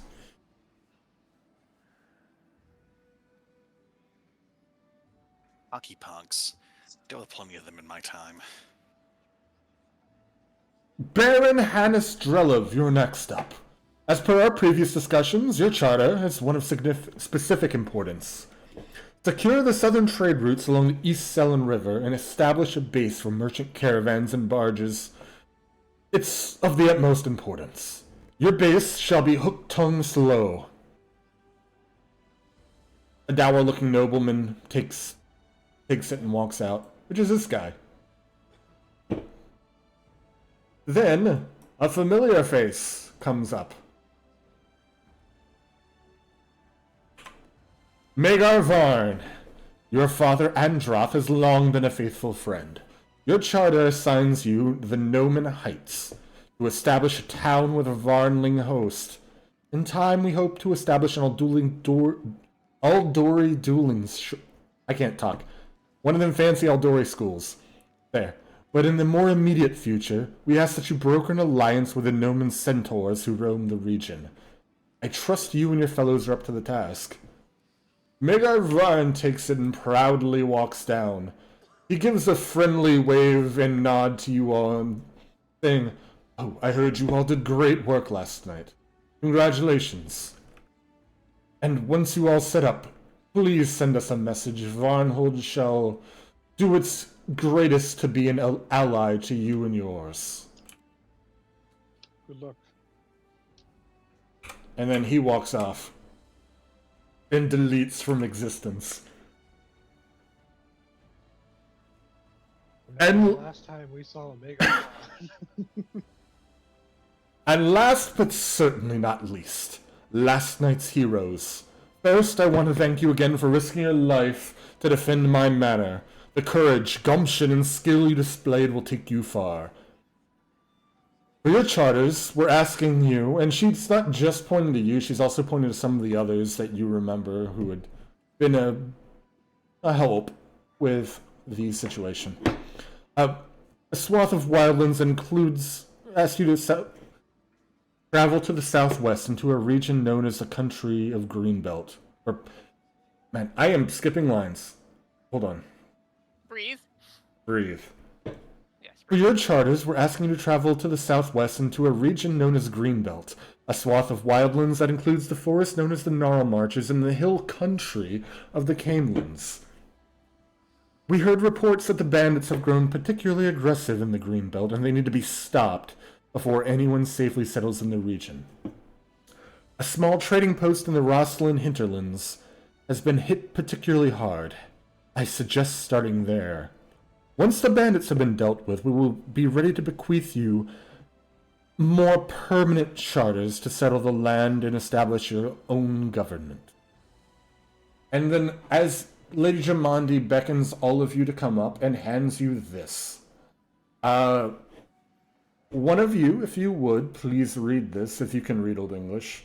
But the date is wrong. It is the date that's above, so if you can replace that, please. I can't read it. Well, I guess if no one else wants to, I can. I'm just reading it, trying to understand it.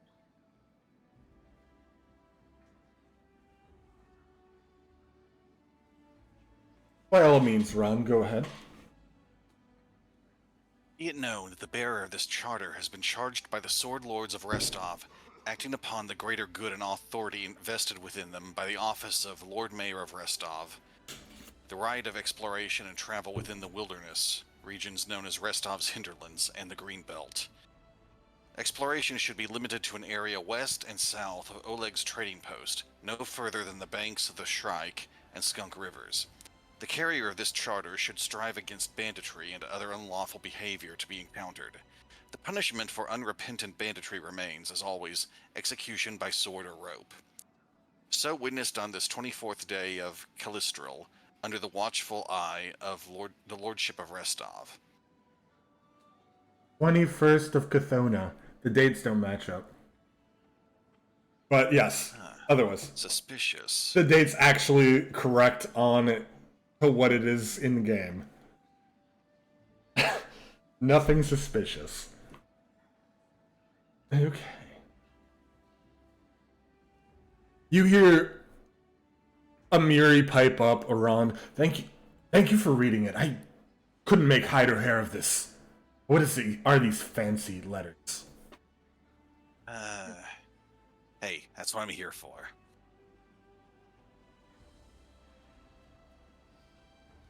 Now, if you need to spend a day rest, but I would suggest that you make your way to Oleg's as soon as possible. Because the bandits could be showing up any day there. I've heard tale of their nefarious deeds, says Lady Jamandi.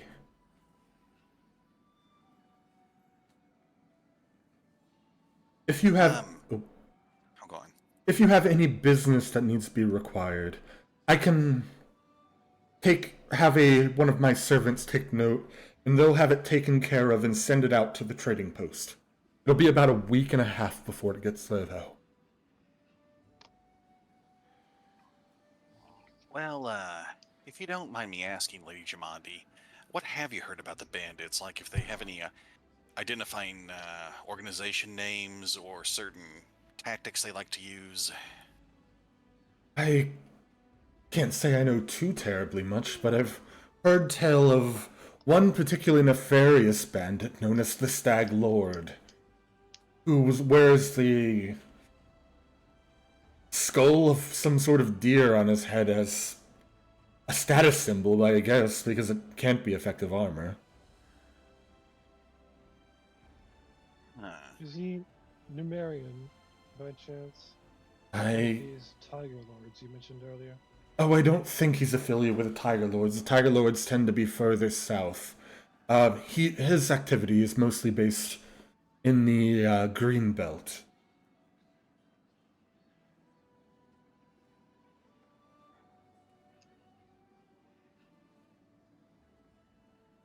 Right, active in Greenbelt. That could be pretty useful for knowing.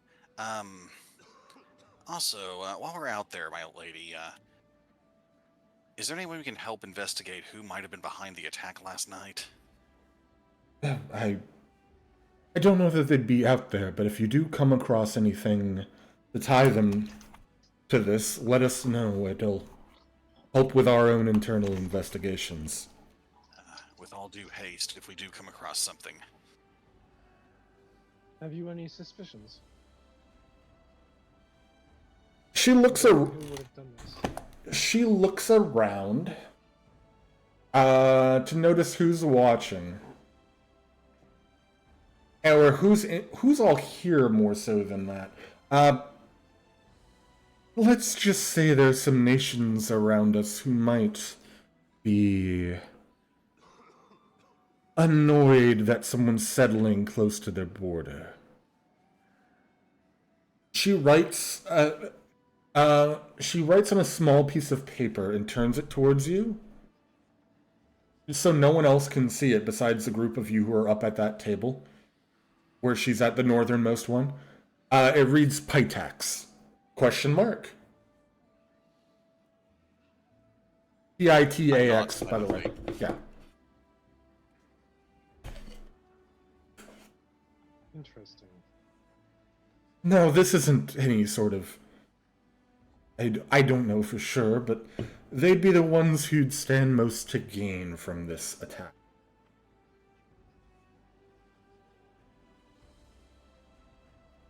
Down in mine.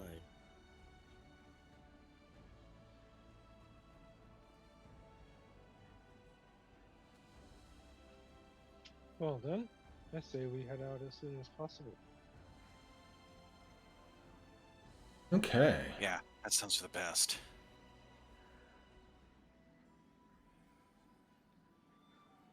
I wonder if I active... Yeah, not in agreement.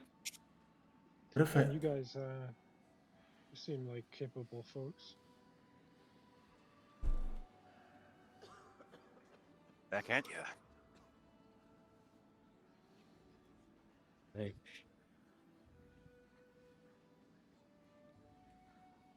Before I go to the world map, is there anybody here you'd like to talk to?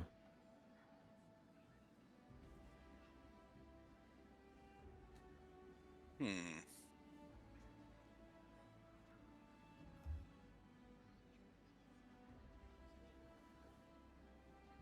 So, I guess. oh, go on. Oh, do it. No. Oh, you ahead, go do it first. Do it. Oh. So, Lindsay, what are your plans?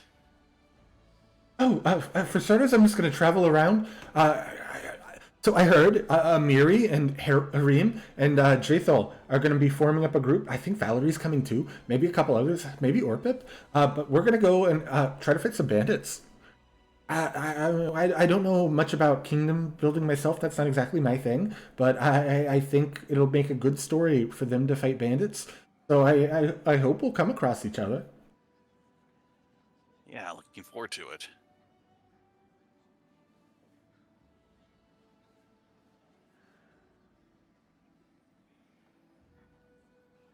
Anyone else have anyone they'd like to talk to? I think Ulrich would just say to Jathal, you never did tell me what the matter was last night, and you don't have to. But don't be a stranger next time, and I'm sure our paths will cross again. And that's it. Yeah, she'll give you a polite nod. She's not the talkative sort, but she'll give you a nod and stick out a hand for a handshake if you'd like. Oh, sure, yeah. Oh, and he'll shoot a glare at Tortuccio. And not say anything. Just Somehow, straight up. somehow Tartuccio is glaring back at all of you simultaneously, which is physically impossible. Extraordinary. I can't believe you hear him muttering under his breath. I can't believe I have to share my new kingdom with these oafs. Whatever. He's very unhappy.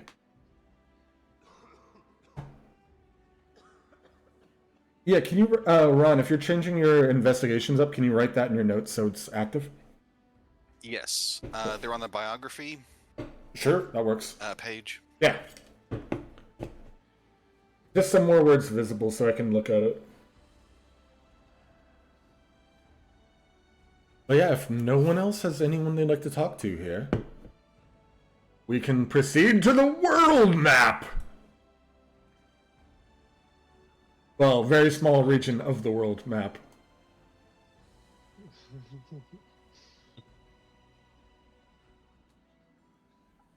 So, so you all you see, how much do you actually see? You see like the full parchment, but only part of it's greened out? Yes. Yeah, Okay. Yeah. the green part is right here. Cool. Okay, so you're seeing what I'm seeing when I'm clicking the token. I'm just trying to be sure on this part specifically.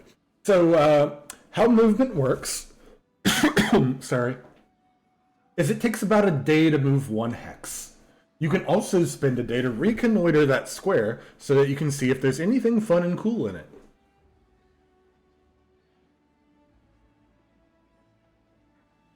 But, as we've discussed previously, we're going to zoom on over the course of about a week and change to Oleg's trading post. By the way, if you hover over an area, can you see like a green outline? Yeah. Those are the regions. The green belt is the region I'm pinging currently.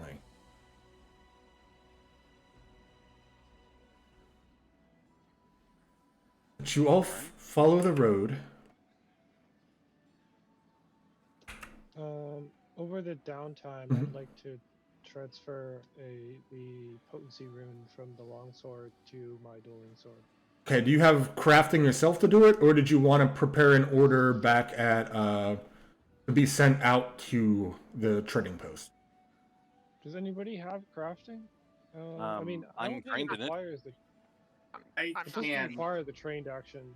It just requires some downtime. That's all. Actually, not even that. I think transferring a rune is the same thing as affixing a talisman. I think. It should be in the exploration skills, right? I mean, if you Maybe. need Oh, it, it takes I a can day. always reattune to the crafting spirit and help you. 1, 2, 3, 4. Wait, let me count the days. It takes a day to swap a pair of runes, so I'm not sure, like how much. It's if you're gonna do like 8, 8, and it 8 is hours of sleep, or 8 days of travel time to get to Oleg's trading post. At 1 hex per day.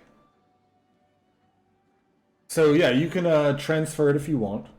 What is the requirement for the roll? I assume if it's the DC of the crafting check to transfer a rune is determined by the item level of the rune being transferred. So it's the level 2 DC level 2. okay, and I got that on my EM screen here. DC level 2 is a DC 16. And it will cost 10% of the rune's value, which I believe is 2.5 GP. So 2.5 silver. No, it would be Oh, that is 25 silver. no. Okay, it's not. I thought you meant 2.5 was the cost of the rune. 2.5 was the 10th. My bad. Yeah, you're right. Yeah. You'd done the math beforehand. Since we have more than one of these potency runes on weapons, Ross, if you like, I can put one of them on your maul. No thanks. I'm thinking of going down a different path. Oh, I would gladly put it on whatever you go with. I think he likes that woman's axe. Is that what you're gonna use? I'm gonna use something else. Okay. Actually, does anyone else want the +1?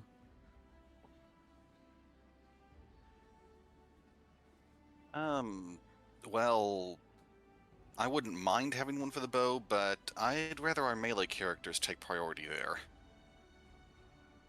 And we have a few extra potency runes floating around, so like we can definitely. Yeah, you got like at least 4, I want to say. Everyone should have at least one. Casters included. I guess to save, I'll switch to the one can get one. Here, I'll give you my dagger if you need one. Ran. Oh, I've already got the dagger. Or a dagger. You guys have 2 +1 daggers. One was a gift from Amiri. Okay. One was one that you took from the place you took the longsword from in Demondi's house. Oh, okay.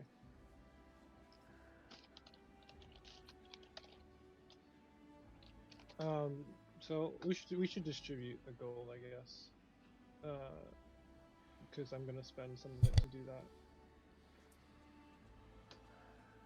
Can you guys hit the distribute gold button, or is that something I have to do? I mean, I can just remove my gold from it. I'm just gonna take my 10 out. Well, no, I meant from the 50 that's in the stash. Oh, you can do that? Okay, cool. Yeah, I can't distribute, but I can take my portion. Yeah, so if you guys just want to take your 10 each from it, you can. I forgot to copy you guys because I'm about to have to paste you into another scene.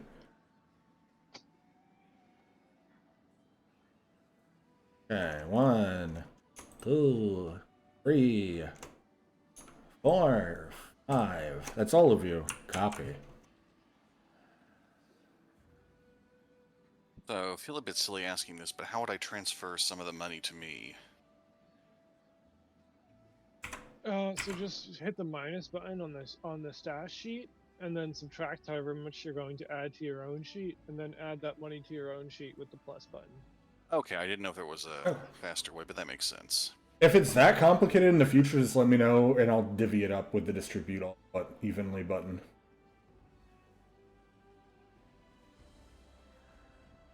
Okay. Oh, I guess I should delete Deirdre. I was using her as a test token. Paste.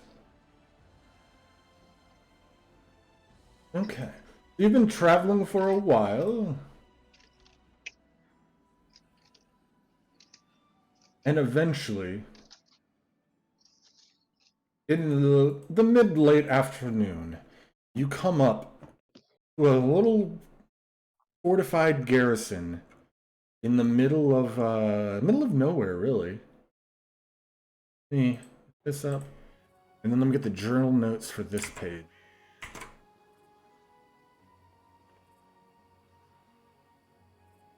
Next encounters. Where is the chapter?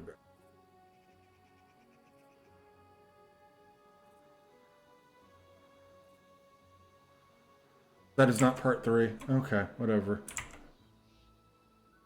Table of contents, stolen lands. There we go. A 10-foot-high wooden palisade surrounds this trading post. A watchtower, remnants from probably the site's original use as, you would guess, a border fort, rises at the corner of each corner of the stockade, each armed with a run-down-looking catapult that you're sure wouldn't be able to fire anytime soon. At the south side of this place... Oh, I should activate the scene for you. The south side of here, there is a large wooden door.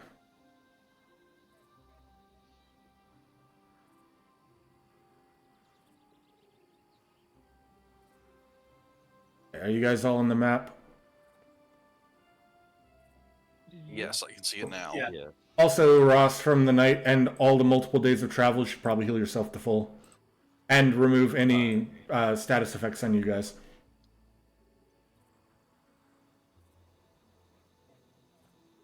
Is this a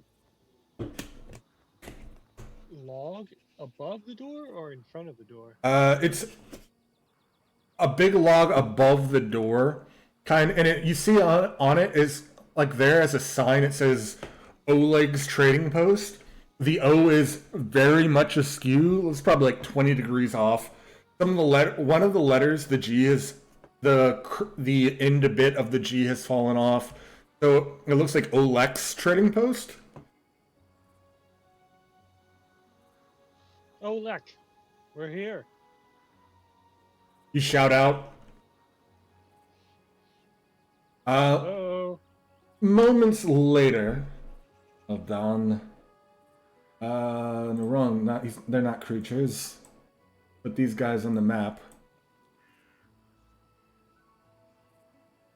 A woman and man run out to the door and push the heavy door open. Let me send you the pictures of each of these. I turn thy butter.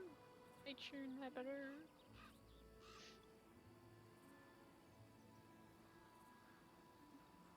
Oh, that guy looks like he's having a bad day. yeah. Why does the wife look so happy, but the man looks so like broken down? Well, you might be about to find out, maybe. Oh, darling, the visitors! They're here! They're here! Yes. Okay, let's open it up for them. My back. You hear from what you assume is Oleg. Are you the adventurers from Restov? The ones sent by Lady Jamandi Aldori? Yeah, we certainly are. The very same. The man pipes up. I heard they were sending a few of you from a hunter who was here a few days ago. Come on in. We have stew and bread. I've even opened up a bottle of wine. I heard you were coming and I figured we might as well help our soon-to-be saviors. I mean, I'm all for a bottle of wine, but what exactly is giving you so much trouble? We'll talk about it over dinner. Just, I never understood how people wait till dinner to have, like, the hard conversations. It just ruins my appetite. you know, there could be prying eyes, but with the ears out here. Say no more. I'm ready to eat.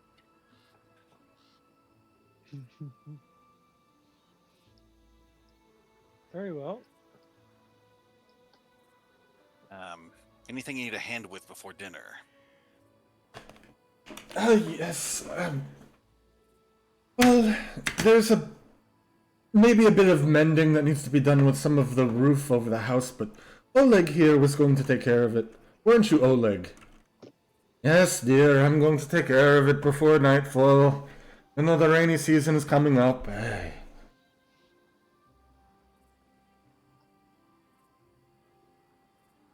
And now you wonder, who is Oleg? It couldn't be Oleg. No.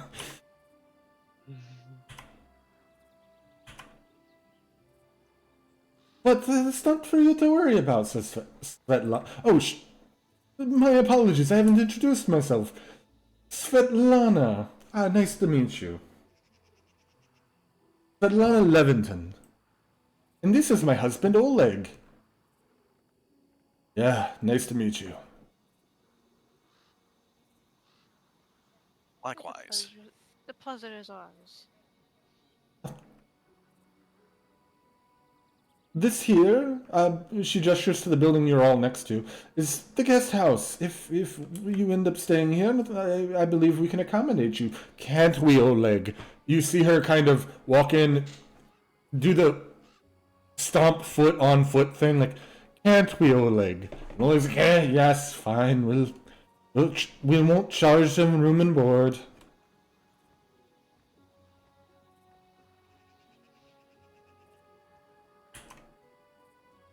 Well, pretty that's generous. very generous of you. Well, it's... Oleg pipes in.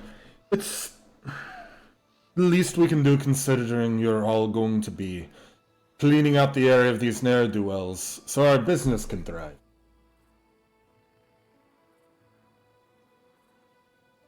Right, a little generosity up front helps your business down the line. I get it. Like they say, the first one's always free. Ren remembers who else has said that, but keeps his mouth shut. Goddamn right. Yes, Oleg's old saying. It's a fantastic saying he made up, I heard. Says Svetlana, as she starts walking towards the house. Well, that right there is the saddest man I've ever seen.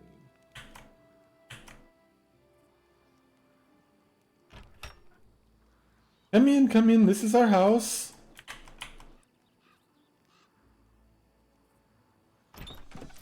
This is the dining room where you can eat the stew we'll have prepared.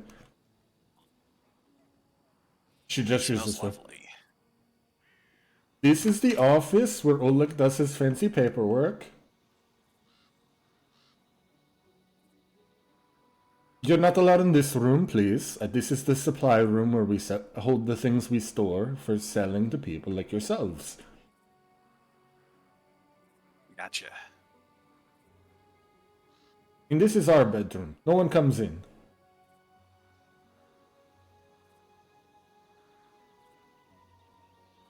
She gestures to this room here.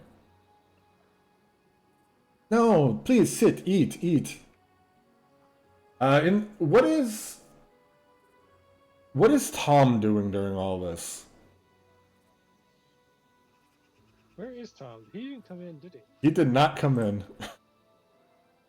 Crap. I gotta be sure Tom's okay. Oh, no. Also, Tom, don't forget to take off your temp HP.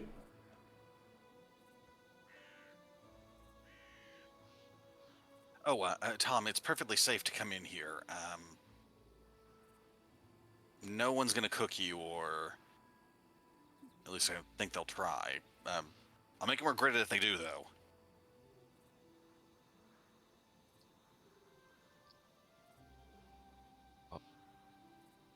Sorry, I forgot to advance the days for travel.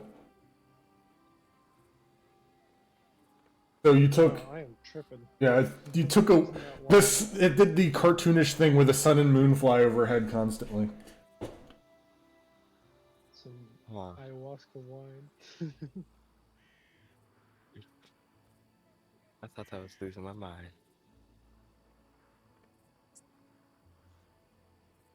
Are you there, Cinder?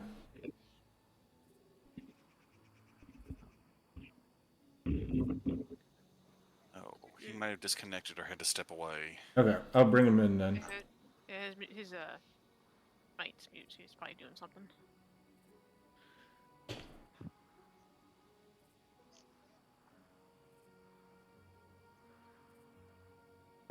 So you sit down for stew and you're served a few glasses of wine.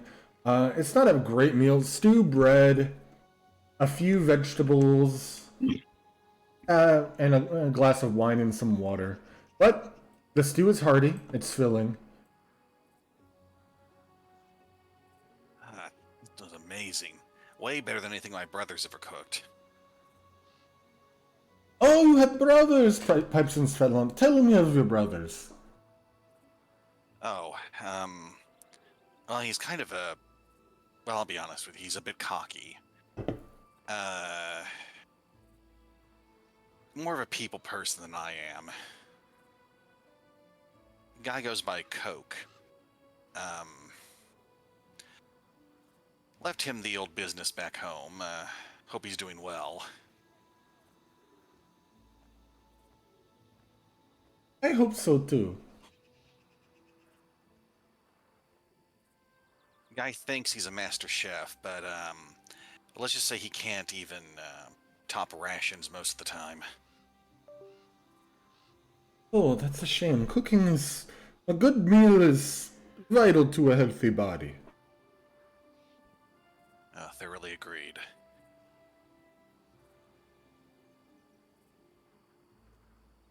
So, tell me about your journey, the rest of you, all of you. And she starts getting your story from you, assuming you're willing to give it. Is there anything you guys are trying to, like, hide from them? I mean, The obvious, in your case.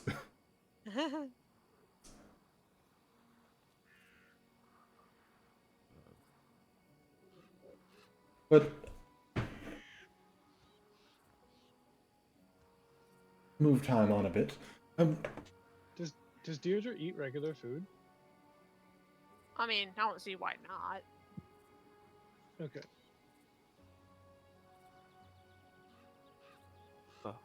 Oh, there. Oh, there's Tom. I'm here.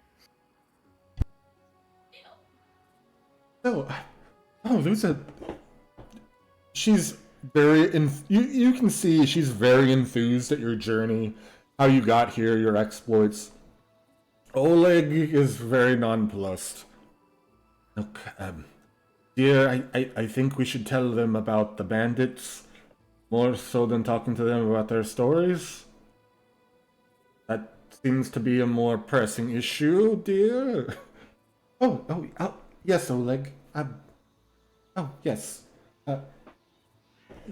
She kind of quiets down a bit. Look, my friends, you see, we have been having problems from bandits. They seem to come around the first of the month, and then there have been less over time. Originally, it was maybe a dozen of them, led by a strange cloaked man and a woman who had 2 hatchets. Afterwards, there were less and less, and when we couldn't pay, one of them grabbed Svetlana's wedding ring. You see him look down in shame as he says that. But in the more recent visits, only the one hooded man and a few other bandits came. And I'm hoping even less come this time. Can you all help us fight against them? We'd be glad to. Give them a proper surprise. So, what direction do they usually approach from? There's only one way into the trading post here from the south, so they come up from there, but I think they station out in the Greenbelt. I overheard a bit of talking about them. Also, Ran, I'm gonna let you make a, or anyone who's trained in society, make me a society roll to see if you've heard of this woman with 2 hatchets.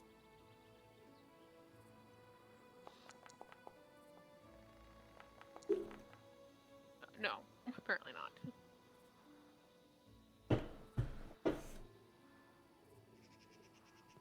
Ron, you have, just in your travels, a few of the merchants you've come across have talked about the Thorn River Bandits and their leader, someone named Cressel, who wields 2 hatchets. You haven't heard much about her, but you know of her existence. So this twin hatchet woman sounds like Cressel. She leads the Thorn River Bandits. Yes, Svetlana pipes in. They said the bandits. They came from the Thorn River. That woman had 2 hatchets. It must be her. But you also said she's not been showing up in their more recent visits.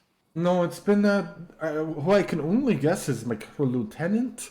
He was like he was being given orders the first time they were here when she was here with them, and then afterwards he's been at the forefront. So I'm thinking it's his lieutenant. Alright, so if she was ordering him around, that is a pretty safe bet.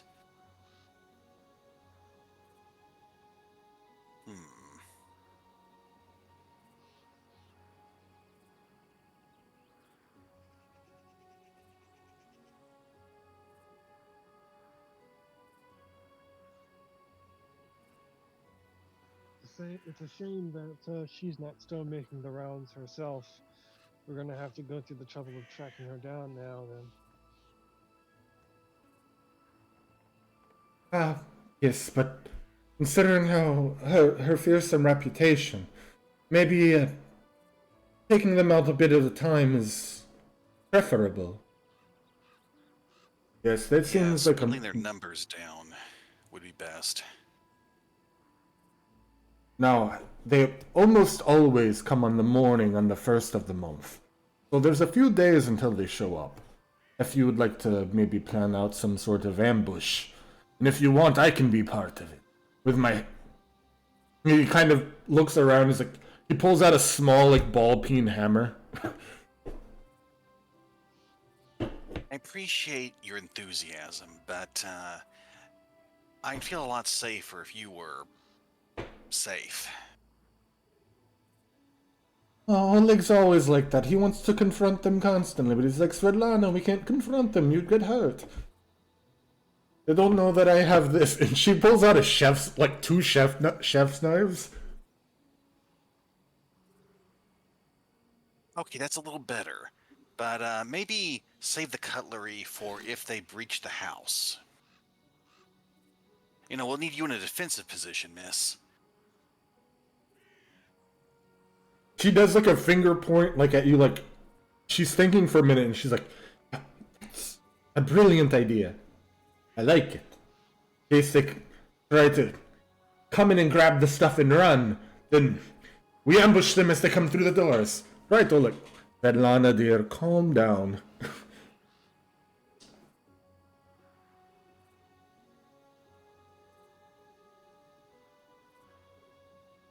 So, if you would like to make plans for preparation, do so. The guest house is yours as long as you're here.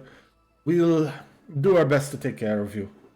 And if you need any supplies, they could be yours for a modest fee. Oleg, they're helping us. Fine, a less than modest fee.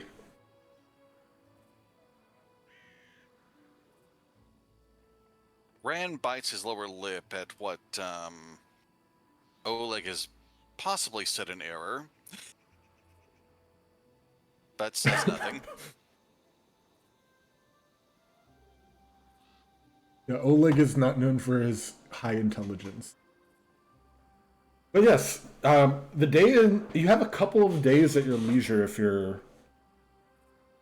if you want to do anything around here to prep for the banditos.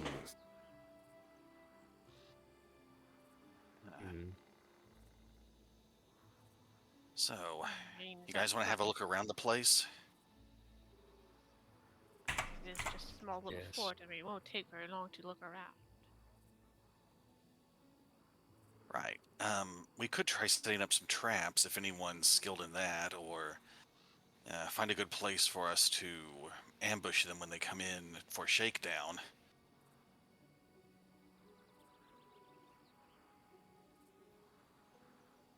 Do we know how many of them there will be? Well, he said at first it was about a dozen, counting the person in the hood, who seems to be their lieutenant, and Kressel, who's their leader. And as time has gone, the more recent months have been less and less, down to about 5 or 6 the last time they showed up. So if the trend continues, around there.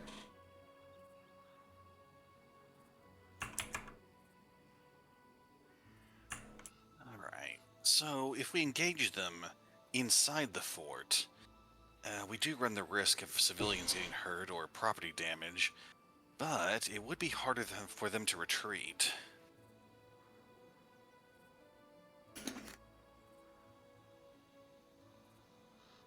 Indeed. If they pack bows, we'd also probably get shot a bit less.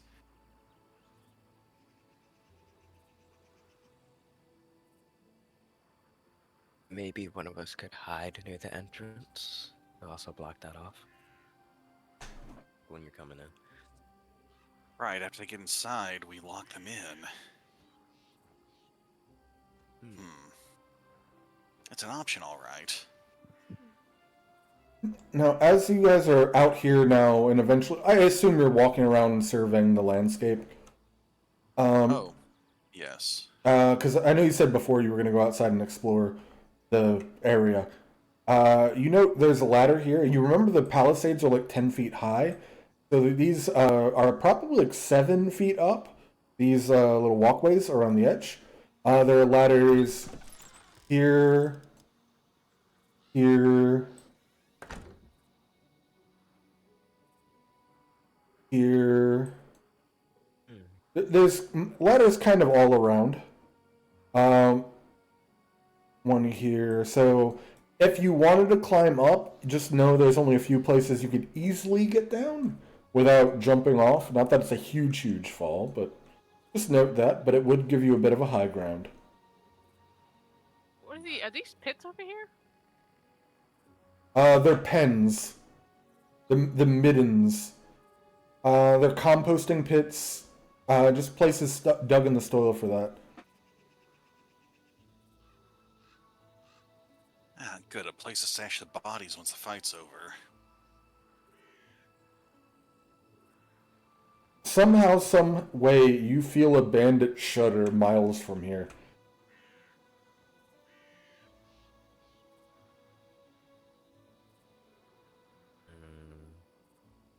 Alright, I'm guessing these catapults don't look like they're in very good shape. Yeah, the catapults look in disrepair, and it would probably take weeks of repair work to get them into working order. No time to patch them up before the attack.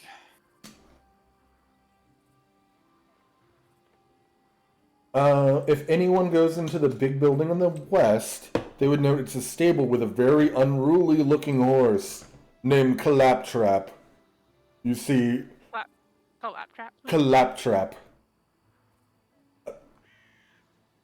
Oleg comes over. Yes, that's my prized horse, Claptrap. He doesn't listen much, but he's pretty strong and pretty fierce. So don't mess with him. Or better yet, let him kick the bandits. They'll hate that. Well, that is an option, folks. I lie. Alright, so when the attack happens, we could have someone stationed in the stable to let Claptrap out, and we hope he would attack the bandits.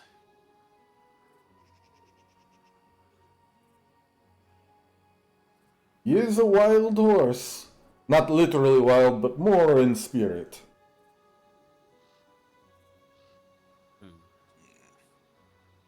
Someone could hide in this. In the hay barrel? Or hay cart? Yeah, and that.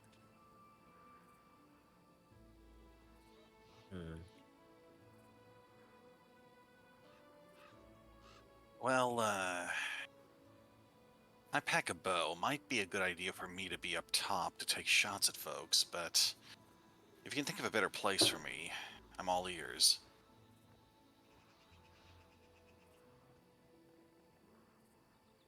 I do think that would be the best position. Maybe one of us could get their attention to group them up so they'd be easier to take down. Speaking of grouping up, Tom, I couldn't help but notice what you were doing back at the manor fight. That was pretty impressive. We get a cluster of these guys grouped up. Think you could pull that move again? Yes, I nod. Alright. Well, that's certainly an idea.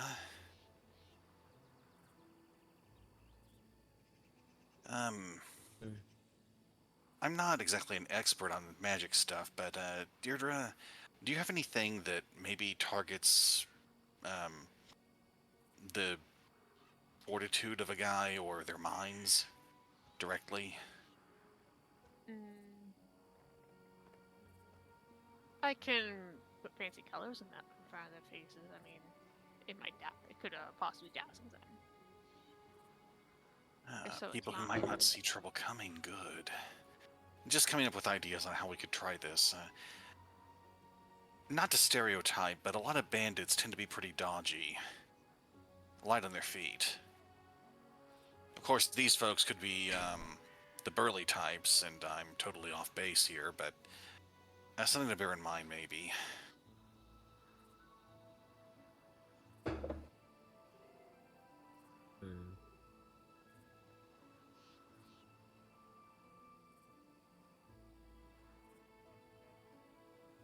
Oh. I see That's a Tom's good making idea. himself at home. Yeah. The bandits wouldn't pay attention to that, would they? I can certainly. Did we develop a also- communication method with him? Oh, sorry. I can also create a bit of a diversion. I mean, an image perhaps. Not sure how good it would be to convince them, but or of sounds.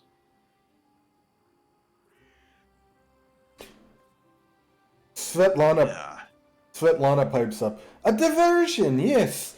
Maybe one of you is sitting down and eating, and then they come in and they're like, who is that? And they get all confused and start to wander up to you, and then you ambush them and kill them all. Well, that's an idea. Yeah, definitely an idea. But, if the person who's serving as a distraction, it would be rather hard for them to ambush. But, yeah, if everyone else was ready, maybe. Whoever's going to be bait would probably need to be fairly tough themselves, as I don't see this going too swimmingly. Well, should we head home? Well, I'm just a good hitter, so I'm gonna be good bait. Um, I was thinking that it would have to be one of the two of us, right?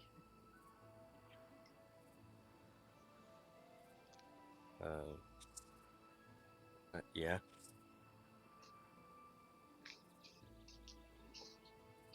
Alright, my allergies.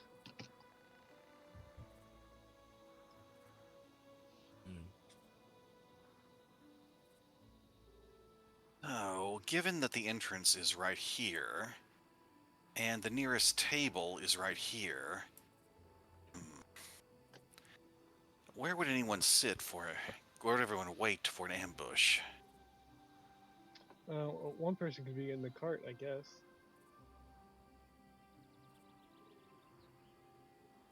Oh yeah, that's true. Yeah. Maybe you might want to be up on one of these roofs. I actually Um, tried going into the cart, and it wasn't letting me do that. Yeah, it's gonna treat it as a wall physically, but we can put you next to it as like you spring out of it.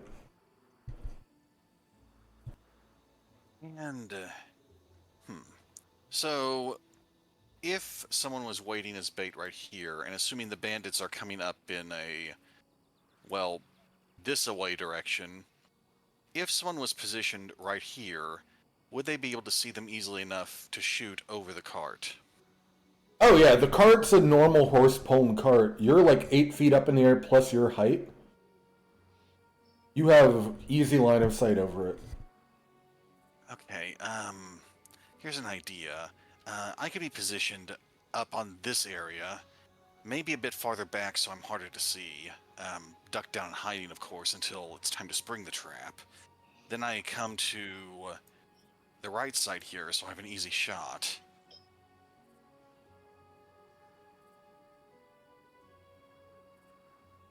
That's a good idea.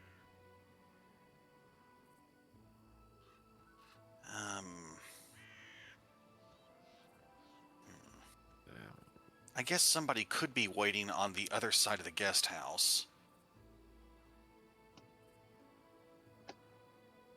Probably just to keep from being attacked better. I mean, not exactly melee material. Right. I guess you could wait up top as well, though I know stepping out would expose you to possible return fire. But it would keep you out of melee range.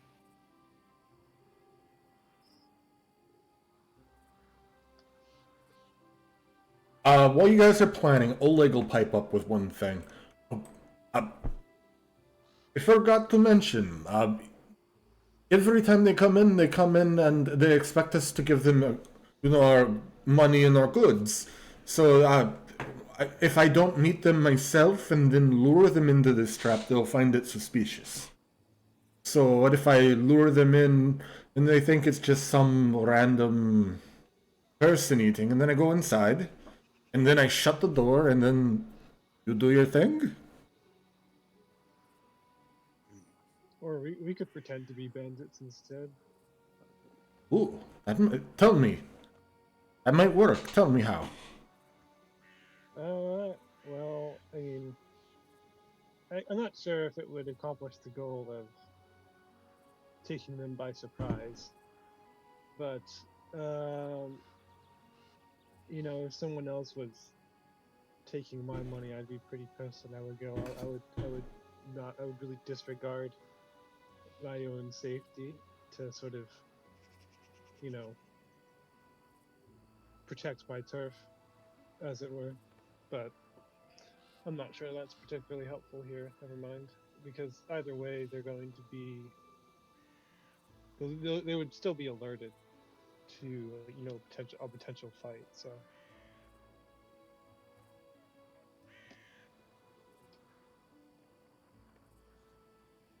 But what's the usual procedure that they do with you? They come in, they make a ruckus, they insult our small establishment, they demand payment. Sometimes they'll mean things to Svetlana, my beautiful wife. And then I go inside, I give them money and goods. And they leave, and they say they'll be back in a month. Alright, so, you greet them like usual, and then we all, stop them from leaving, kill them all before they can get out past the gate.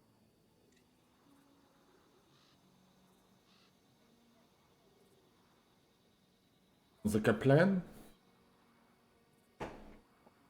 One question. If I was up here on the rampart, how much could I see over past this area to outside the fort? Um, you would have trouble doing that well and aiming because you're a shorter individual, right? How tall are you? Like 3'8", 4 foot? Around 4, yeah. So 4 feet. Like your head would be above the palisade wall because it's about 10 feet high, and then this is like 6 to 7 feet up. So your head would be higher than it. Shooting out would be difficult for you. It'd be like aiming over your head and pulling the bow instead of like normal bow drawing. I'd give you a penalty, but you still make a shot. All right, difficult to do so, but if for whatever reason we end up with a shootout, in a shootout with people outside, it would provide cover on the inside. Correct.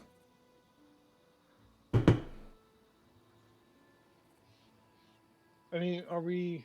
I don't know. I guess it depends. Are we going to try to use the walls to make it more difficult for them to, like, come in and basically try to use the defensive bonus from the walls to fight them, or just use the walls as sort of a pen to trap them in? I'm leaning toward Um, using it as a pin, but just thinking about possibilities. You know, once the fight starts, things get chaotic.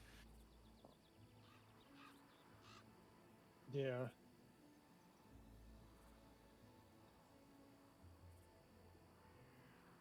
And I did have one idea. That sign out front, it looks like it's barely hanging on by those ropes. If you could cut them, it would probably drop to the ground and start rolling in the direction of the pathway. Might be interesting.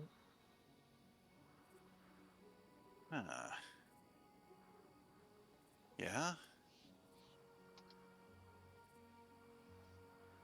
But That's my favorite sign, though. That's how they know it's Oleg's.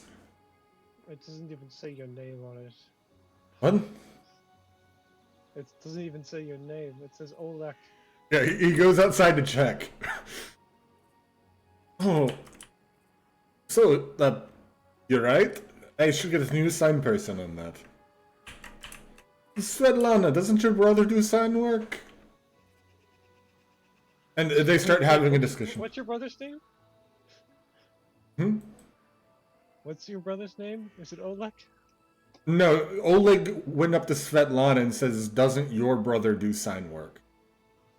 Yeah, and I'm asking Svetlana Ah. if her brother is named Oleg. No, my brother is Dmitri. Oh.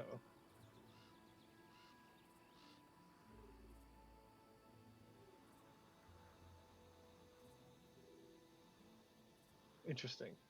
Well, I guess we share a name then. Oh, your name's Dmitri too. She kind of laughs. What a coincidence. Yeah, it's a bit odd, but I figure it's a common name. I took it for a reason. So,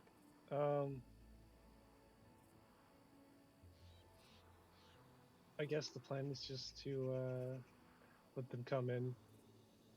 Can you like, maybe create a mechanism that will shut the gate from up here?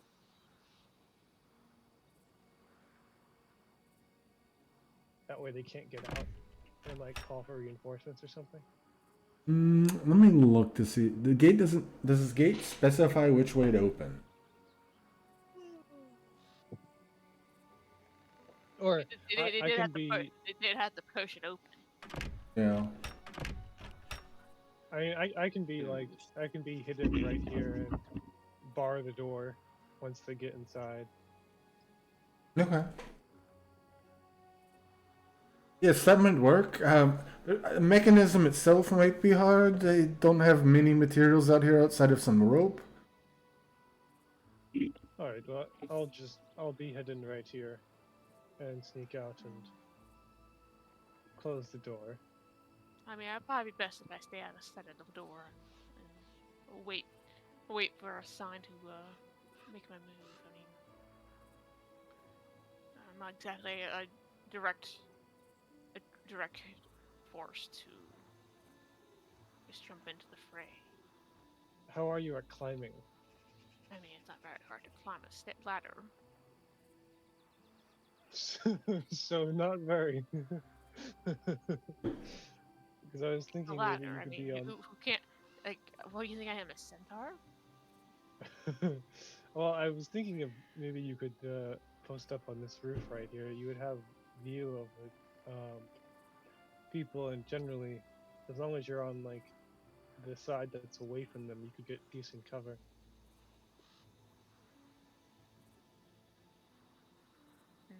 Perhaps, but well, without a ladder, not much I can do. Sure, I'm sure he's got a spare ladder. I mean, Yeah. I mean, you could okay.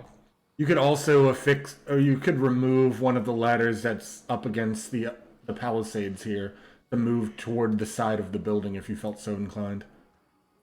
Wait a second, is that a catapult? You have a catapult? Oh, yes, we have the catapults. This used to be a fort, but it's in disrepair. They haven't worked at least as long as we've been here.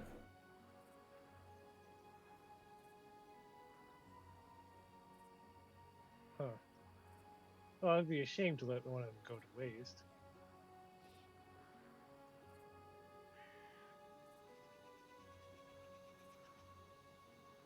Well, if you could fix it somehow in the week, or 2 days, sorry, then by all means. I mean, at the very least, we could take one of those arms, fill it up with hot tar, and drop it on them once they walk in the door. Ooh.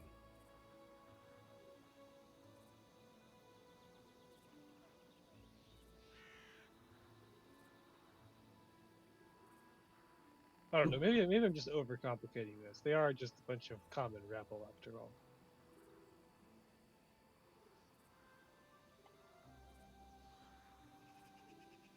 So, do you all think you have a plan now, or are you still going over it? It's getting a little late in the evening.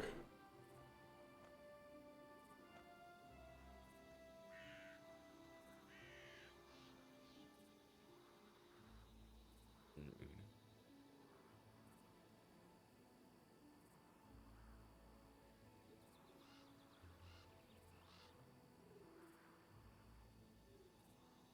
It does sound. Alright, so. What's everyone good with here?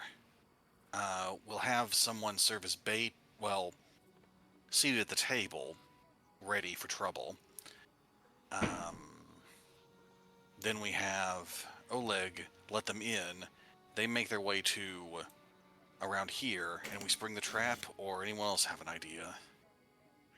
No, I think that works. And I'll be waiting here in the bushes and run out and bar the door so they can't leave.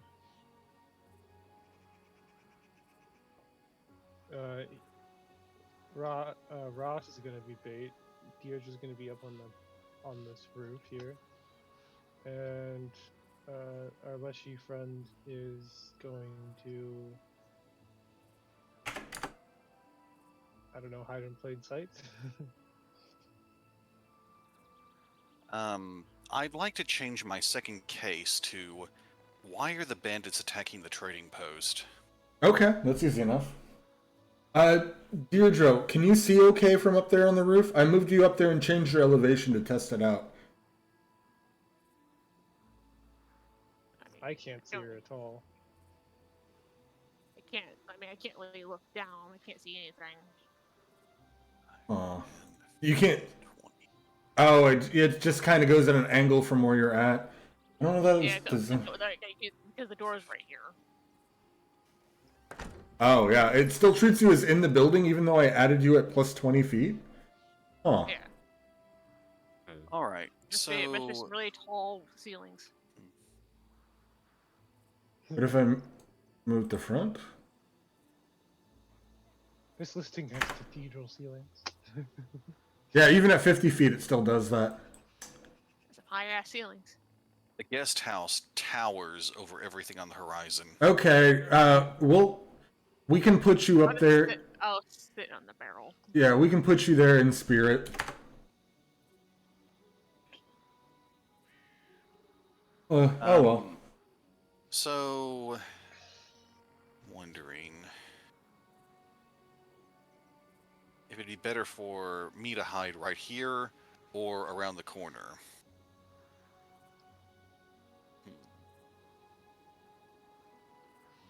Up to you. I wonder. How hard would it be to get from this spot around the catapult? Not too terribly hard. I wouldn't even consider it difficult terrain. You wouldn't be able to move diagonally because of the big palisade wall there, but That's fine. yeah. So one action would be 1, 2, 3, 4.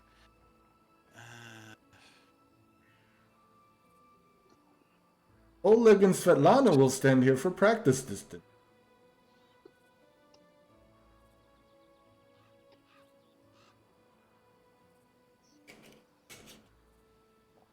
All right. So, if the rest of us are going to be hidden, Yes. Ross, you need to have some sort of like code phrase that means we spring into action. A safe word, if you will. So, what's it gonna be?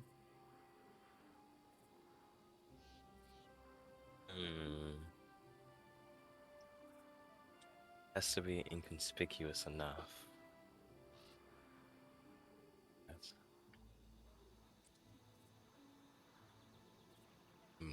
Honestly, not sure. Do you have any suggestions? Well, Uh, you'll be eating there, right? You could pretend to be drunk and claim that you want more wine or something, really loudly so we can all hear it. That actually works. Honestly, I think I'll be perfectly fine eating and drinking some wine regardless. This goes. Hopefully you'll just be pretending to be drunk, right? Right? Charlie, I...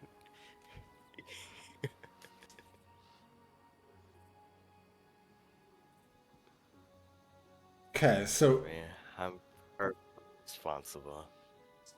if everyone would give me a location where they'll be holed up at, like physically on the map, we can fast travel to that point if you all are ready, unless you have more plans.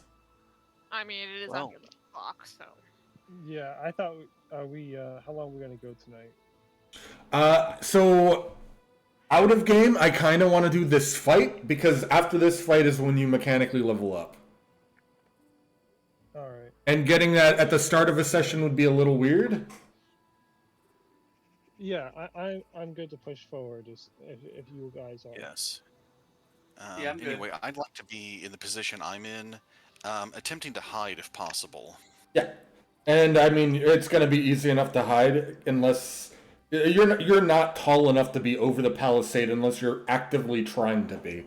So Okay. they won't see you walking in. It's physically impossible. And could I be in the position I'm in also in stealth, being as I'm basically just look like a plant? I'd give you a significant stealth bonus, yeah. Okay. Deirdre, are you waiting on the roof? Yeah. Ross is gonna use you as a drinking vessel.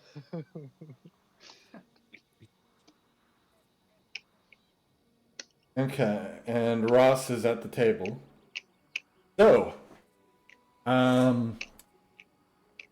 we fast forward a day and a because it's well, I don't know. Does this month have 30 days or 31? I guess we're about to find out.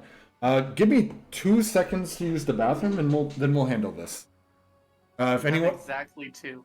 okay, hold on. One. Speed run.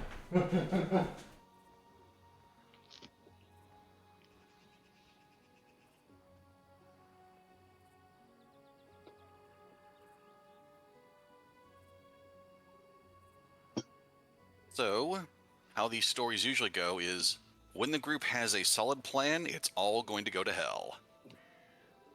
You know, I what's his name? Ulrich is lying down in like this grassland brush, with his gray-green cloak over him, thinking we really should have just fed them Okay. poison wine or something, and then done it at night. It would have been a lot easier. I'm back. And no time has passed. It's still 6:30:48. Yes. All right. So is everyone geared up for the time travel? Let's go. Yes. Okay. So you all wait in your exact spots for 6 straight days. 2.5 days. So we're not dead of dehydration yet. No. I'm assuming, because he said morning on the 1st of the month, you would know how many days are in that. Now it's Wheel Day, the 1st of Abaddus. Or, yeah, Abadius, I guess. But it's Wheel Day. Yeah, you get the MGS waiting meme or the Witcher, just the time passing. And you're all set up this morning waiting. And after a while, you hear horses trot up, and then 5 men get off the horses. There's another horse conveniently off screen.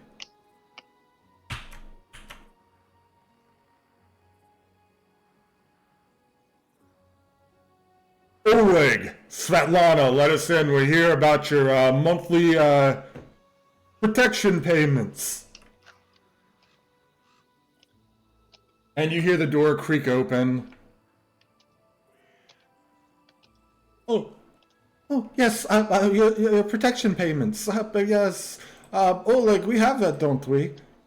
Yes, dear. Well, let's go get it. Come on, you all. Wait in your usual spot, and I even left some breakfast for you. I don't know, feed you. And they start walking up. I don't like moving all of them at the same time. That's yeah.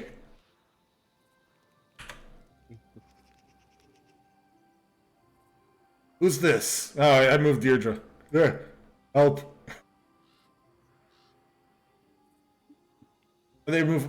Oh, you actually have customers for once, Oleg. Ha ha ha. Yes. Types of them. This is simply amazing. I want more wine. It's simply too good. He says he's just shoving food in his mouth. Okay, so more wine, which I believe was the safe word, has been said. All right, so that's initiative. Yeah, I'm clicking everyone and getting ready to add you.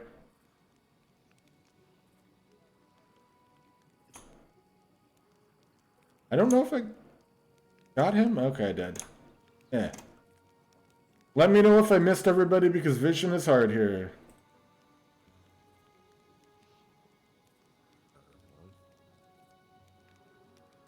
Okay, we got 1. 2. Did everyone get in here?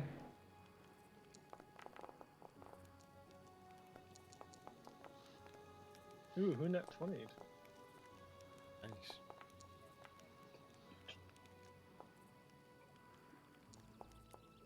So many You didn't get up bandits. nice. Ah. So many pretty clicky clackies. Why does this think this is an extreme encounter? Oh, because it's probably counting Oleg and Svetlana as bad guys.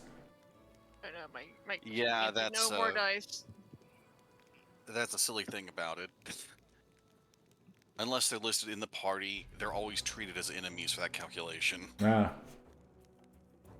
Okay. Let me close this out for now. Okay, so,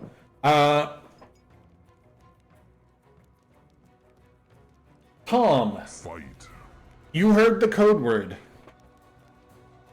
But it doesn't seem like they've noticed you yet. What do you want to do? You might want to delay.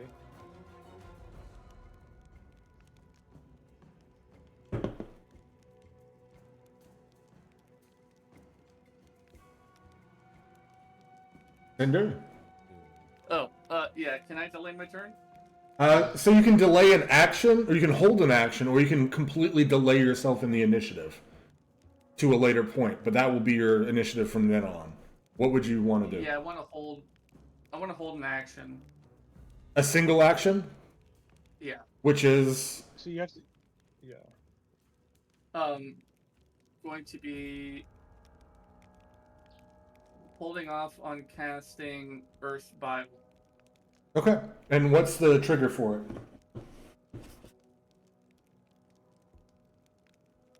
Let's. How about I just delay my turn? Okay. Let's do that because I kind of just want to wait and for a better opportunity. For someone who knows more than me about it, do you have to declare when you're going to pop back in, or can you just say it when you want to? You would yeah, have to choose who you delay until after. Okay. Yeah. So in this instance, I would say like either like after the first, or rather the second Thorn River Bandit would probably be best, or maybe after Oleg, Ran, or Dim would be the others. But yeah, because like essentially, if they don't know something's up, they're not gonna act yet. So Yeah. Yeah, while we're in initiative, we're not quite in combat yet. Yeah. And I'm not trying to pop things off just yet. Okay. So where do you want me to move you down toward in the list? Put me after Ran. After Ran? Okay. Yeah. It has been done. Thank you. Now I just gotta go back up to the next person. It's your turn. Oh god, that was horrifying with all the it's your turns in a row. Okay, Svetlana, hearing what she knows is the code word, is going to hurriedly walk into the building and grab her two cleavers. And that's her action. It's your turn. Unique bandit. Be like, ugh, food's pretty good, huh, punk? To Ross. Hey, it is pretty good.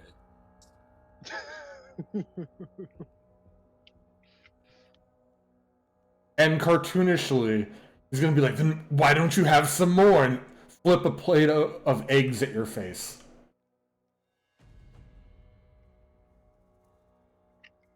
It's your turn. Gladly. It's your turn. I will have some more. The Thorn River Bandits, whose turn it was, which are these two, are going to guffaw with laughter. That's their turn. You are next. Dim, you're up. Dim is going to walk on over to the door and slam down the bar, locking the door. Are you trying to slam it down, or are you trying to lower it gently so they don't hear? No, I'm slamming. I mean, there's no way. I mean, what I assume is like an 8 feet by 6 inch board. Like, I don't think that there's. I mean, he's strong, but like, I think Okay. at this point like, what's important is that the door is shut before they notice that I'm shutting it. Okay. Not that it's completely silent. All good. So you move up there and interact. Yep, interact to shut the door. and he strides up. Let's see, what's my movement speed? 25.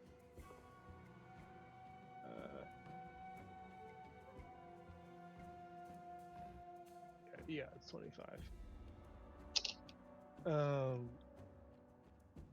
And he strides up to my friend here, and says, "Gentlemen, you should apologize to my friend there."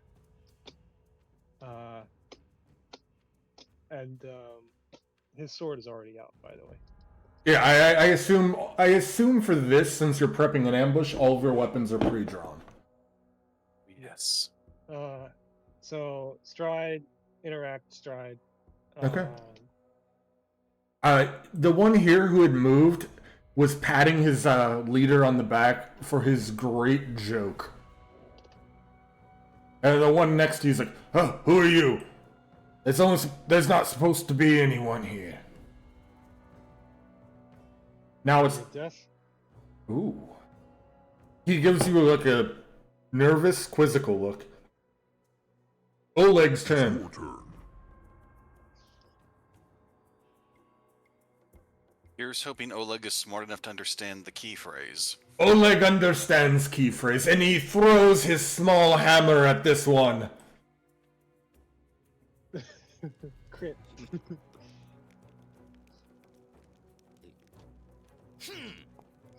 I didn't target. He misses wildly, and then he runs into the house, and that's his turn. Oh. Wow. Oh. Alright. So I'm going to move 1, 2, 3, 4. They're still not in range, so 1. Let's see. Alright, that's 2 actions. I'm going to hope that this person is related to why are the bandits attacking the trading post.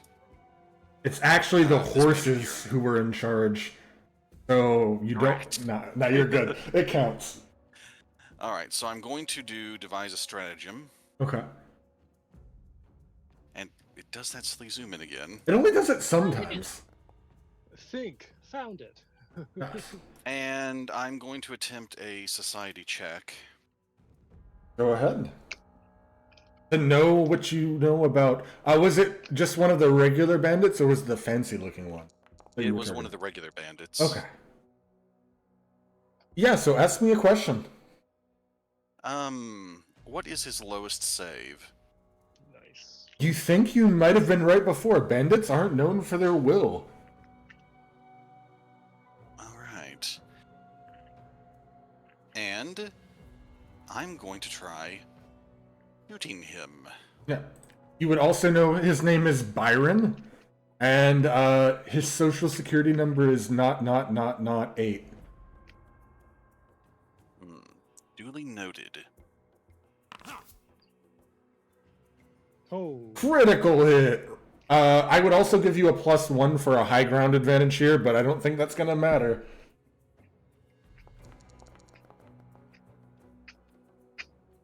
Nine points of damage. Which one are we targeting? This one right here? Yes, that one. Okay. The one I just said I am your death to. You weren't his death, Dim. But you foretold it. Make ready. Your turn comes. Tom, you're up. Alright. I'm going to stealthily sneak this away. Okay. I'm guessing they're all still What preoccupied. is that sound? Sorry, I was fidgeting. With 2 caps. No. And yeah, I'll cast Earth Spot. Okay. Drop that 10-foot radius. I'm gonna have to make a bunch of reflex saves. I wonder if I select all of them, can I... Yes, I think you can. It'll pop up a bunch of little windows, and you can click them in sequence. So it hits all of them. Ross, you're also going to need to make this reflex save. Mm-mm. I No, would- he's not. He's not in the. He's in the he's not circle. in the AoE. No, he's not. The majority of his body is not. Does it really not go to any bit of that second square? So it's not a circle. It's just squares. Yeah, for like the purposes of the template. Yeah, it's not highlighted.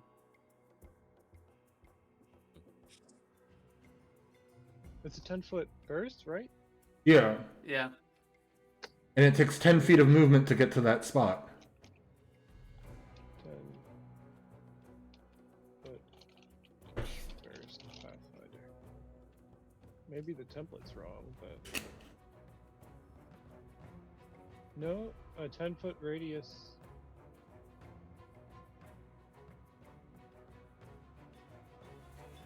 Because 10 feet would be halfway to getting to 15 feet to move there. Is it? It's not an emanation. It's a burst, right? Yes. Yeah. I mean, I guess theoretically you could also burst it right here and not hit him. Okay. So yeah, you're fine. Because it doesn't have to be from the So- center of a square. It can be from any point in the square. Yeah, an emanation is from the center of a square.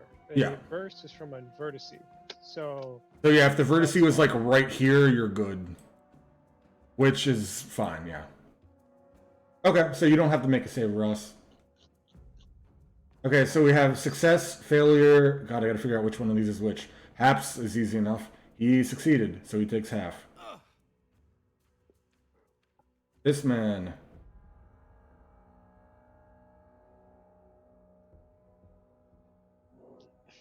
This one failed. He takes full. God, I gotta scroll up for each of these jerks. One was a critical success, and then this one, so he takes nothing. And this one was a regular success, so he takes half. So a lot of damage gets spread amongst all of these enemies. And I hate to nag, but the guy who failed should get the persistent damage, correct? Ah, yes. Thank you, Baron.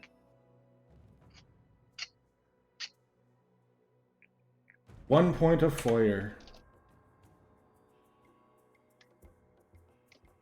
Okay. So you moved and did that. Do you have any? You still have one action left since it's a one action spell, correct? Yeah.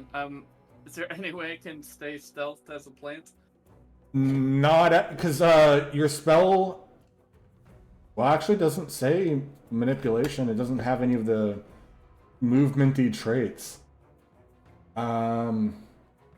I would say you're not staying stealth anymore because you did move, and they're kind of looking around in a panic after one of their friends died. But if you want, you could try to re-hide, like right around the corner, more or less. Okay. if you sneak and not concealed, then you're no longer hidden. Yeah.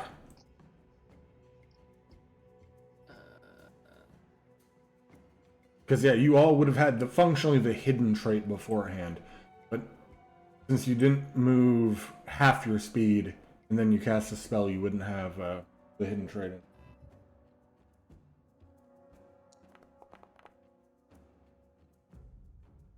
Okay.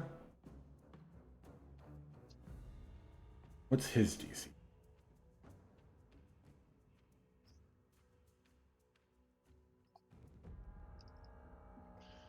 You're hidden to me. Yeah. Yeah, it seems you think you're pretty well hidden. Okay. Okay. Next up is Thorn River Bandit. It is your turn. This one here. They didn't plan for an encounter, so he is going to panically hurry away from his friend who had just died after someone said, "I will be your death." A second later, he dies. He panically scurries away, pulls out his bow, and takes a shot at Dim.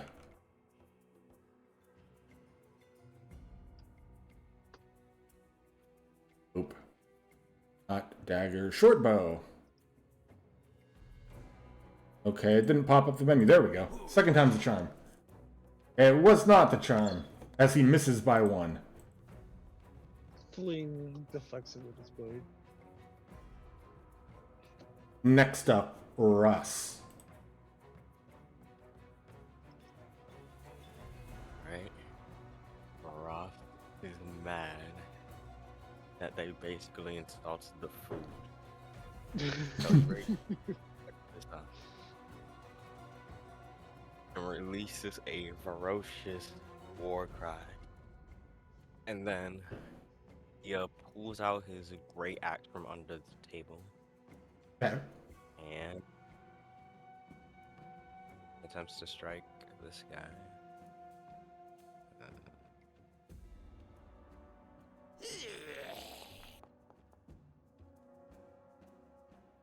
Just hits. So go ahead and make your damage roll.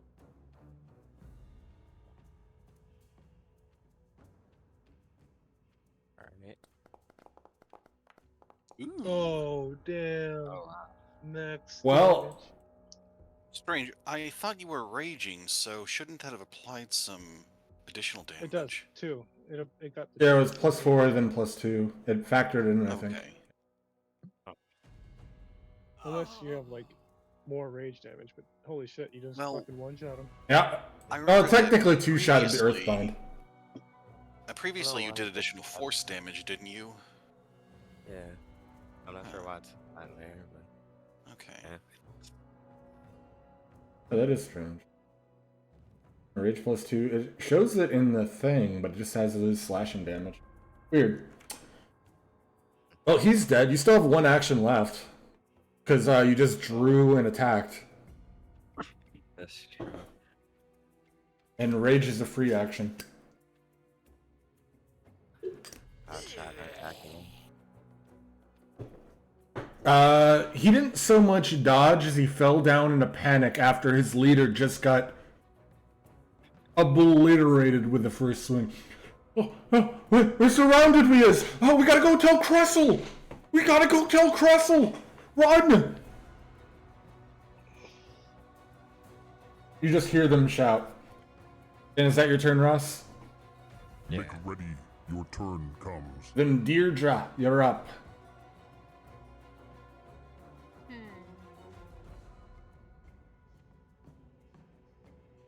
Well, I'm not sure how dazzling colors works. It says 15-foot cone. I'm not sure if I had to be down there to do it or what. I mean, cones are vertical as well, but you're probably you might be able to hit at the far end of it. Like a cone in the 3D space, it would be furthest down at its end. But if you're up on the roof, yeah, you could maybe do that. It'd be close. Oh, Ross is short. You're good. I mean, if you want to do that, probably just hit the first one, because you're functionally here. Just consider that you're from this space, if you're on the edge of the roof. I accidentally hit dim over here.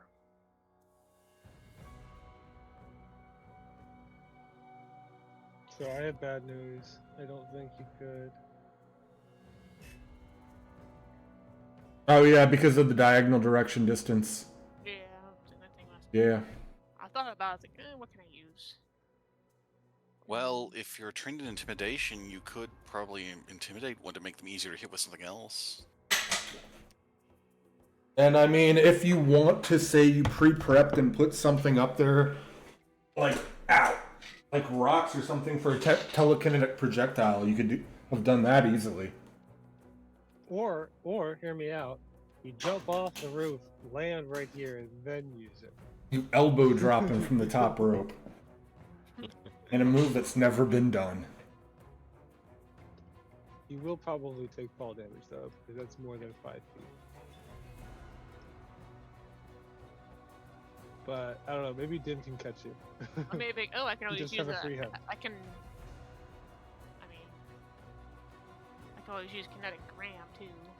Either. It doesn't specify a range.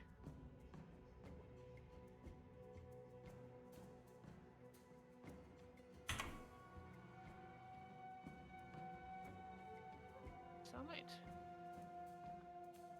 target this guy.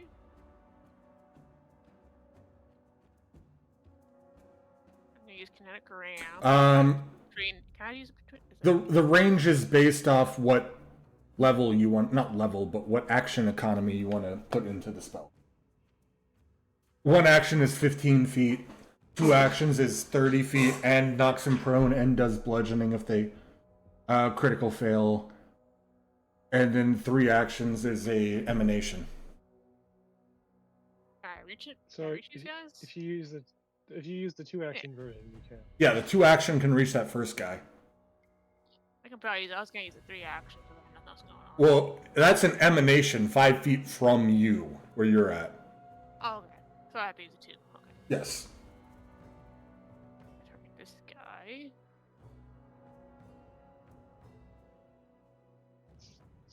There's 30 feet. And then click the 2 action button. And which one did you target? The closest one? Yeah, this guy.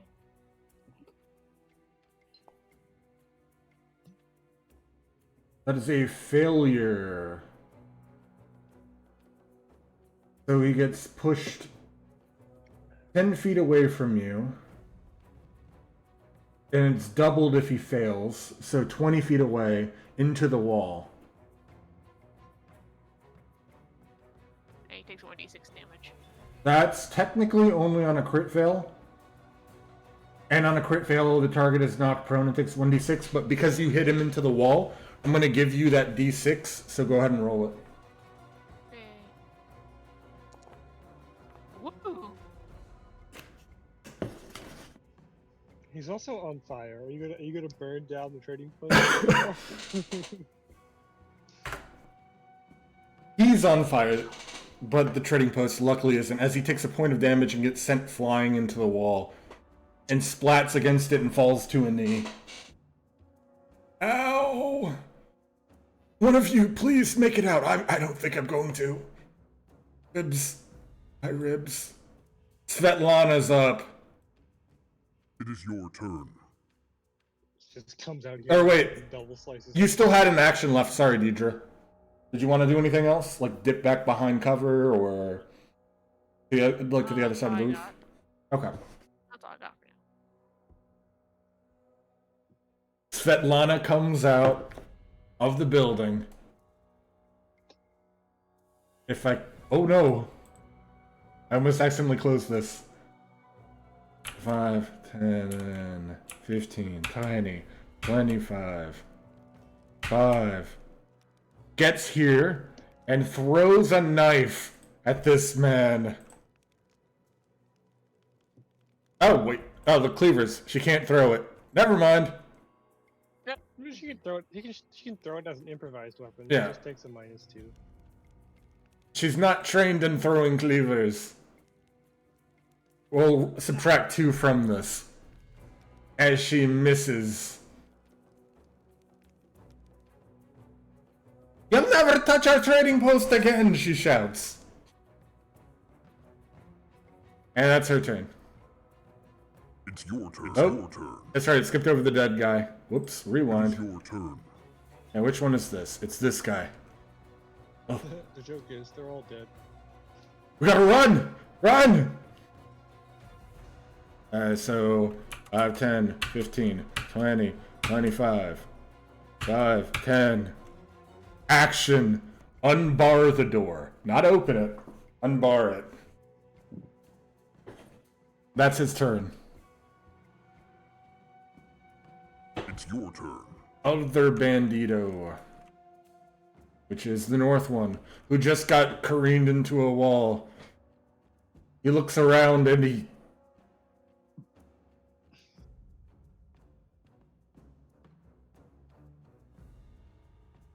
Make a mockery of us. Target Svetlana. Oh, you bastard.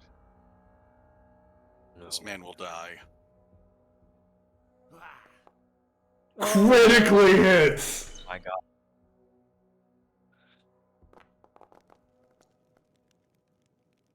She's dead. No.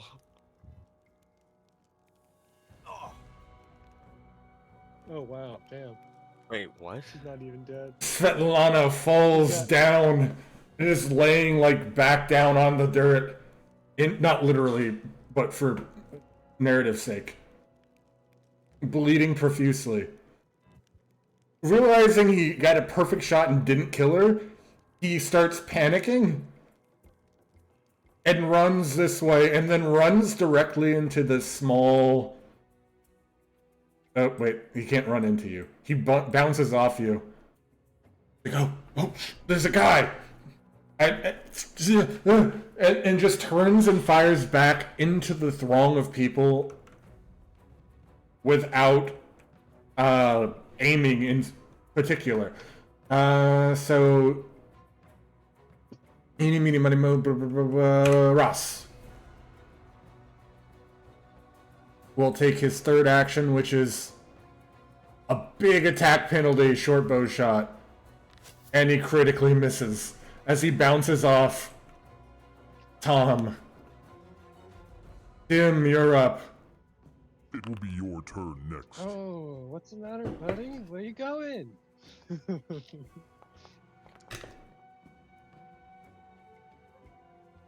I'm gonna grapple him. Okay. Sweet.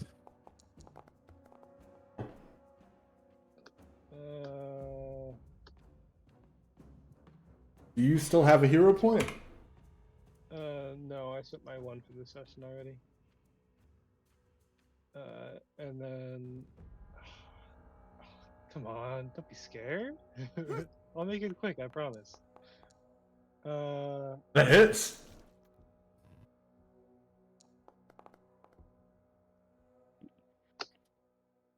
Eight. And he just starts opening the door as you stab him in the back. Shh.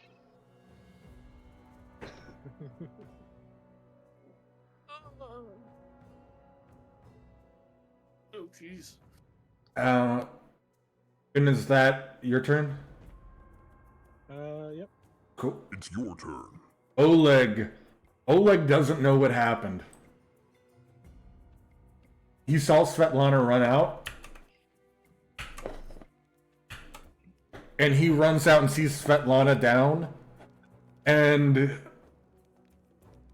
I don't have rage as an ability for him. But he is in a fury. He looks to his left and sees the one that is easily visible here.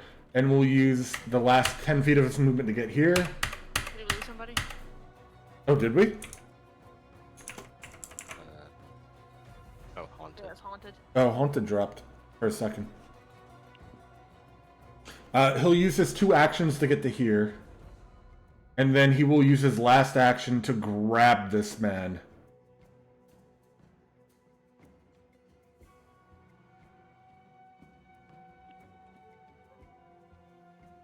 It's hard to see on this giant list. Grapple, normal. I cannot roll with these guys at all. At least it wasn't a critical failure. Ron, you're up. Alright. Well, can't see any enemies left, so I'm moving over to this side. Oh, that was too far. You jumped off the cliff. From here you can see... Totally see over. Yeah, you can see these two. Well, this one would have a bit of a difficult shot because he's right up against the cart.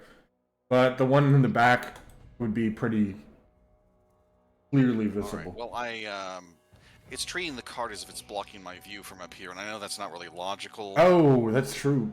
What if I raise you up? I raise you up? A flying dwarf. That doesn't help, actually. I gotta figure out how to deal with that.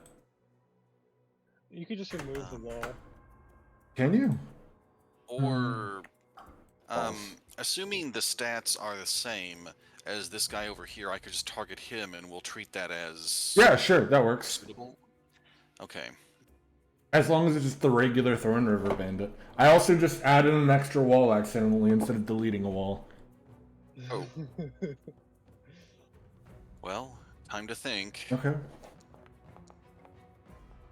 A 14? I'm also going to use a society roll.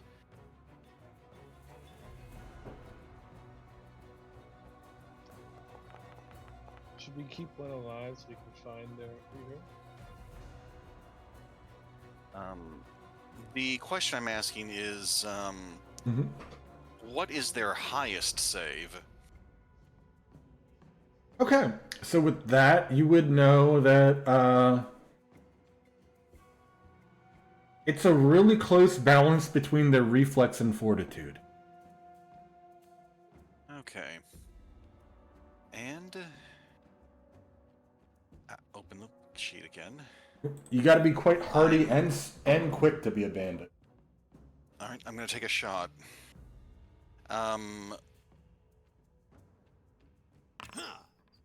That's a hit.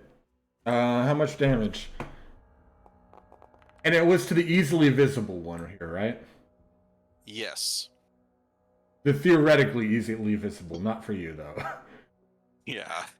Yeah, you hit him as he's struggling with Oleg trying to grapple him. He gets spun around and turns right into an arrow to the throat.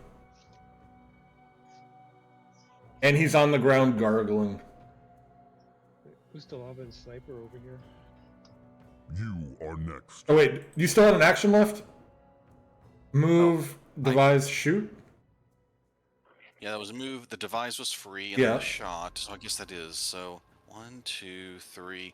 Now, how much movement would I have to spend trying to start going down the ladder? It's only a 6-foot ladder, so I would say it'd be you could probably do the dramatic fireman slide down it as a normal movement. A bigger ladder, I'd make you spin multiple, or make a climb check or something. All right. Ren is getting down. From perspective up top, I imagine he saw what happened to Svetlana, Yeah. and he knows he needs to intervene soon. And that would be my turn. Okay, Mr. Berries, you're up. Turn next. Okay. I'm going to sustain another blast. Molten Earth. So Friend over here. one action to sustain.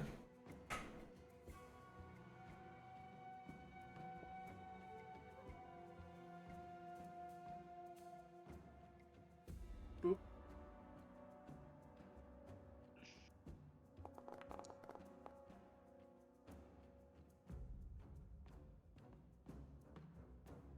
I gotta go all the way back up to see this thing. How do you just have the damage ready? Is there a way to sort by person? Oh, I just bring it up from the spell list. Oh, and hit the damage then?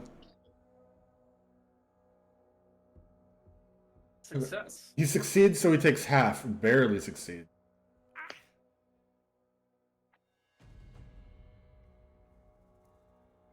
He's seen better days. He's not doing great, and he's the last one here. What do you all want to do? Or Thumb, you still have 2 turns. Or 2 actions. You know what I mean? 2 actions? Yeah. Do we have any reason to keep these guys alive? I mean, finding their Interrogation. base. Interrogation. We do have an investigator that might be useful. Okay. Grab him. I'm not very strong. I'm a tiny house plant. Sorry. Yeah, that'll be my turn. You don't want to move anywhere or anything?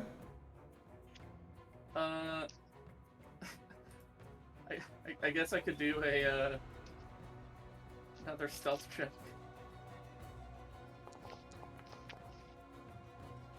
Not so stealthy this time. So in the future with stealth and stuff, you should roll it privately to me, which is a Oh, little okay. eye thing, so that way you're Sure. not sure if you're stealth or not. Anyway, that's your turn. Then Your Yeah. turn. Thorn River Bandit's up. 5.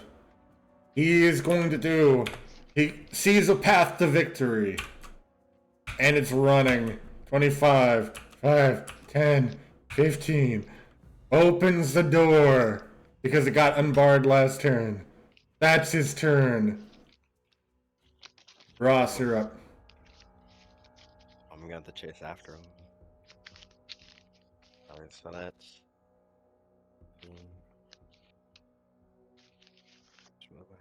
Okay, that'll be 2 turns of my 2 actions of movement. Okay.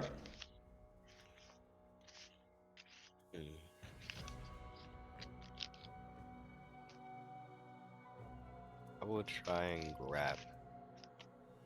Hopefully this doesn't fail. You can't. Well, you have to release a hand on your weapon. Oh shoot, my bad.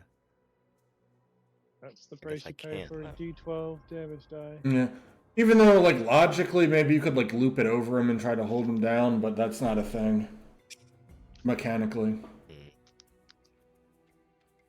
Anyway, it's still missed. Even if you drop your weapon on the way up. And that's the end of my turn. Deirdre. Your turn next. You saw when you were on the corner of a roof a guy running off this way. What's your plan? I'm going to use a freeze bolt on the guy who's trying to get out of the building, or area, I should say. Phase bolt? Yeah.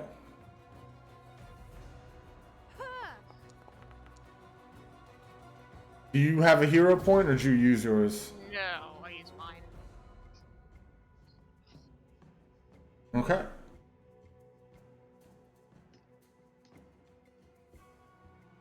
So that misses, and after you move, that's your...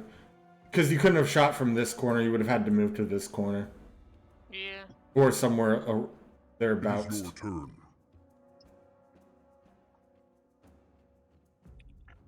Svetlana is going to spend her turn bleeding profusely. Maybe I'm thinking maybe she shouldn't have run out and just hooked the knife at a guy. I'm here for it. It will be your turn next. Dim, you're up. Oh, no. You don't get to leave. At least not yet.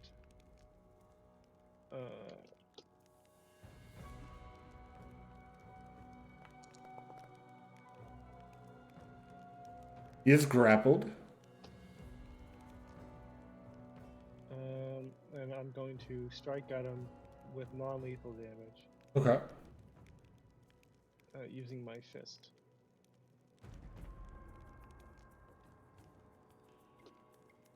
And I can make my finisher damage non-lethal as well, Okay. because it inherits the traits of my weapon, and I'm using the fist.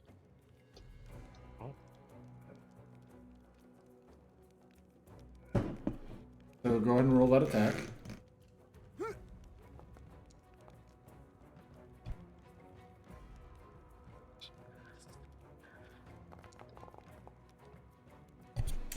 Non-lethal damage. Um, He just grabs it and then grabs him, turns him around, knees him in the balls, and then ties him up. Yep, he's unconscious. And with him unconscious, we will end the combat. Any emergency actions we need to do before the end of the session? I see one happening. Yeah. Are you going to try to heal her or give her a potion or what? I'm going to try treating her wounds. Don't critically fail. Right, so Risky no risky surgery this time. Yeah.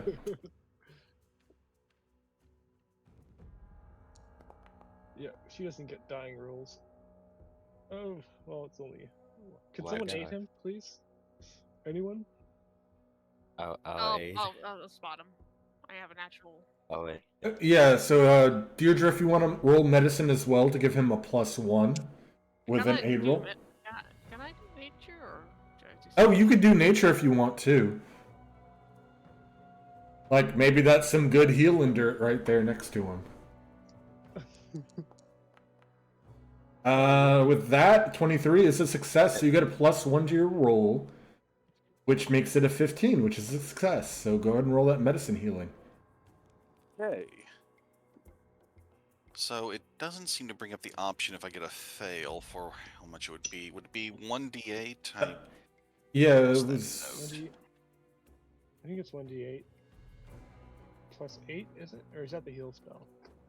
That sounds That's like the a heal spell. You get a bonus if you do something, but that requires a higher check than a 15. I think there's another. Right, the bonuses also don't come online until at least level 2. Oh yeah. I think there should be a macro for that. You could probably set up a macro and put it into your hotbar just to click the damage part of it. But yeah, she heals for 1, and you staunch the bleeding. Oh, I should probably cut off the dramatic "everyone's dying" music. But with the bandit unconscious, so that Lana assuaged from the side of death, I think this is where we'll call the session. And Nice. congratulations! This got exactly enough experience, theoretically, even though we're playing Milestone, to get you to level 2. Hooray. Nice. I get flurry of blows. And thanks for everyone who's watching. I'm going to go ahead and end the stream here. Good night. Have a pleasant evening.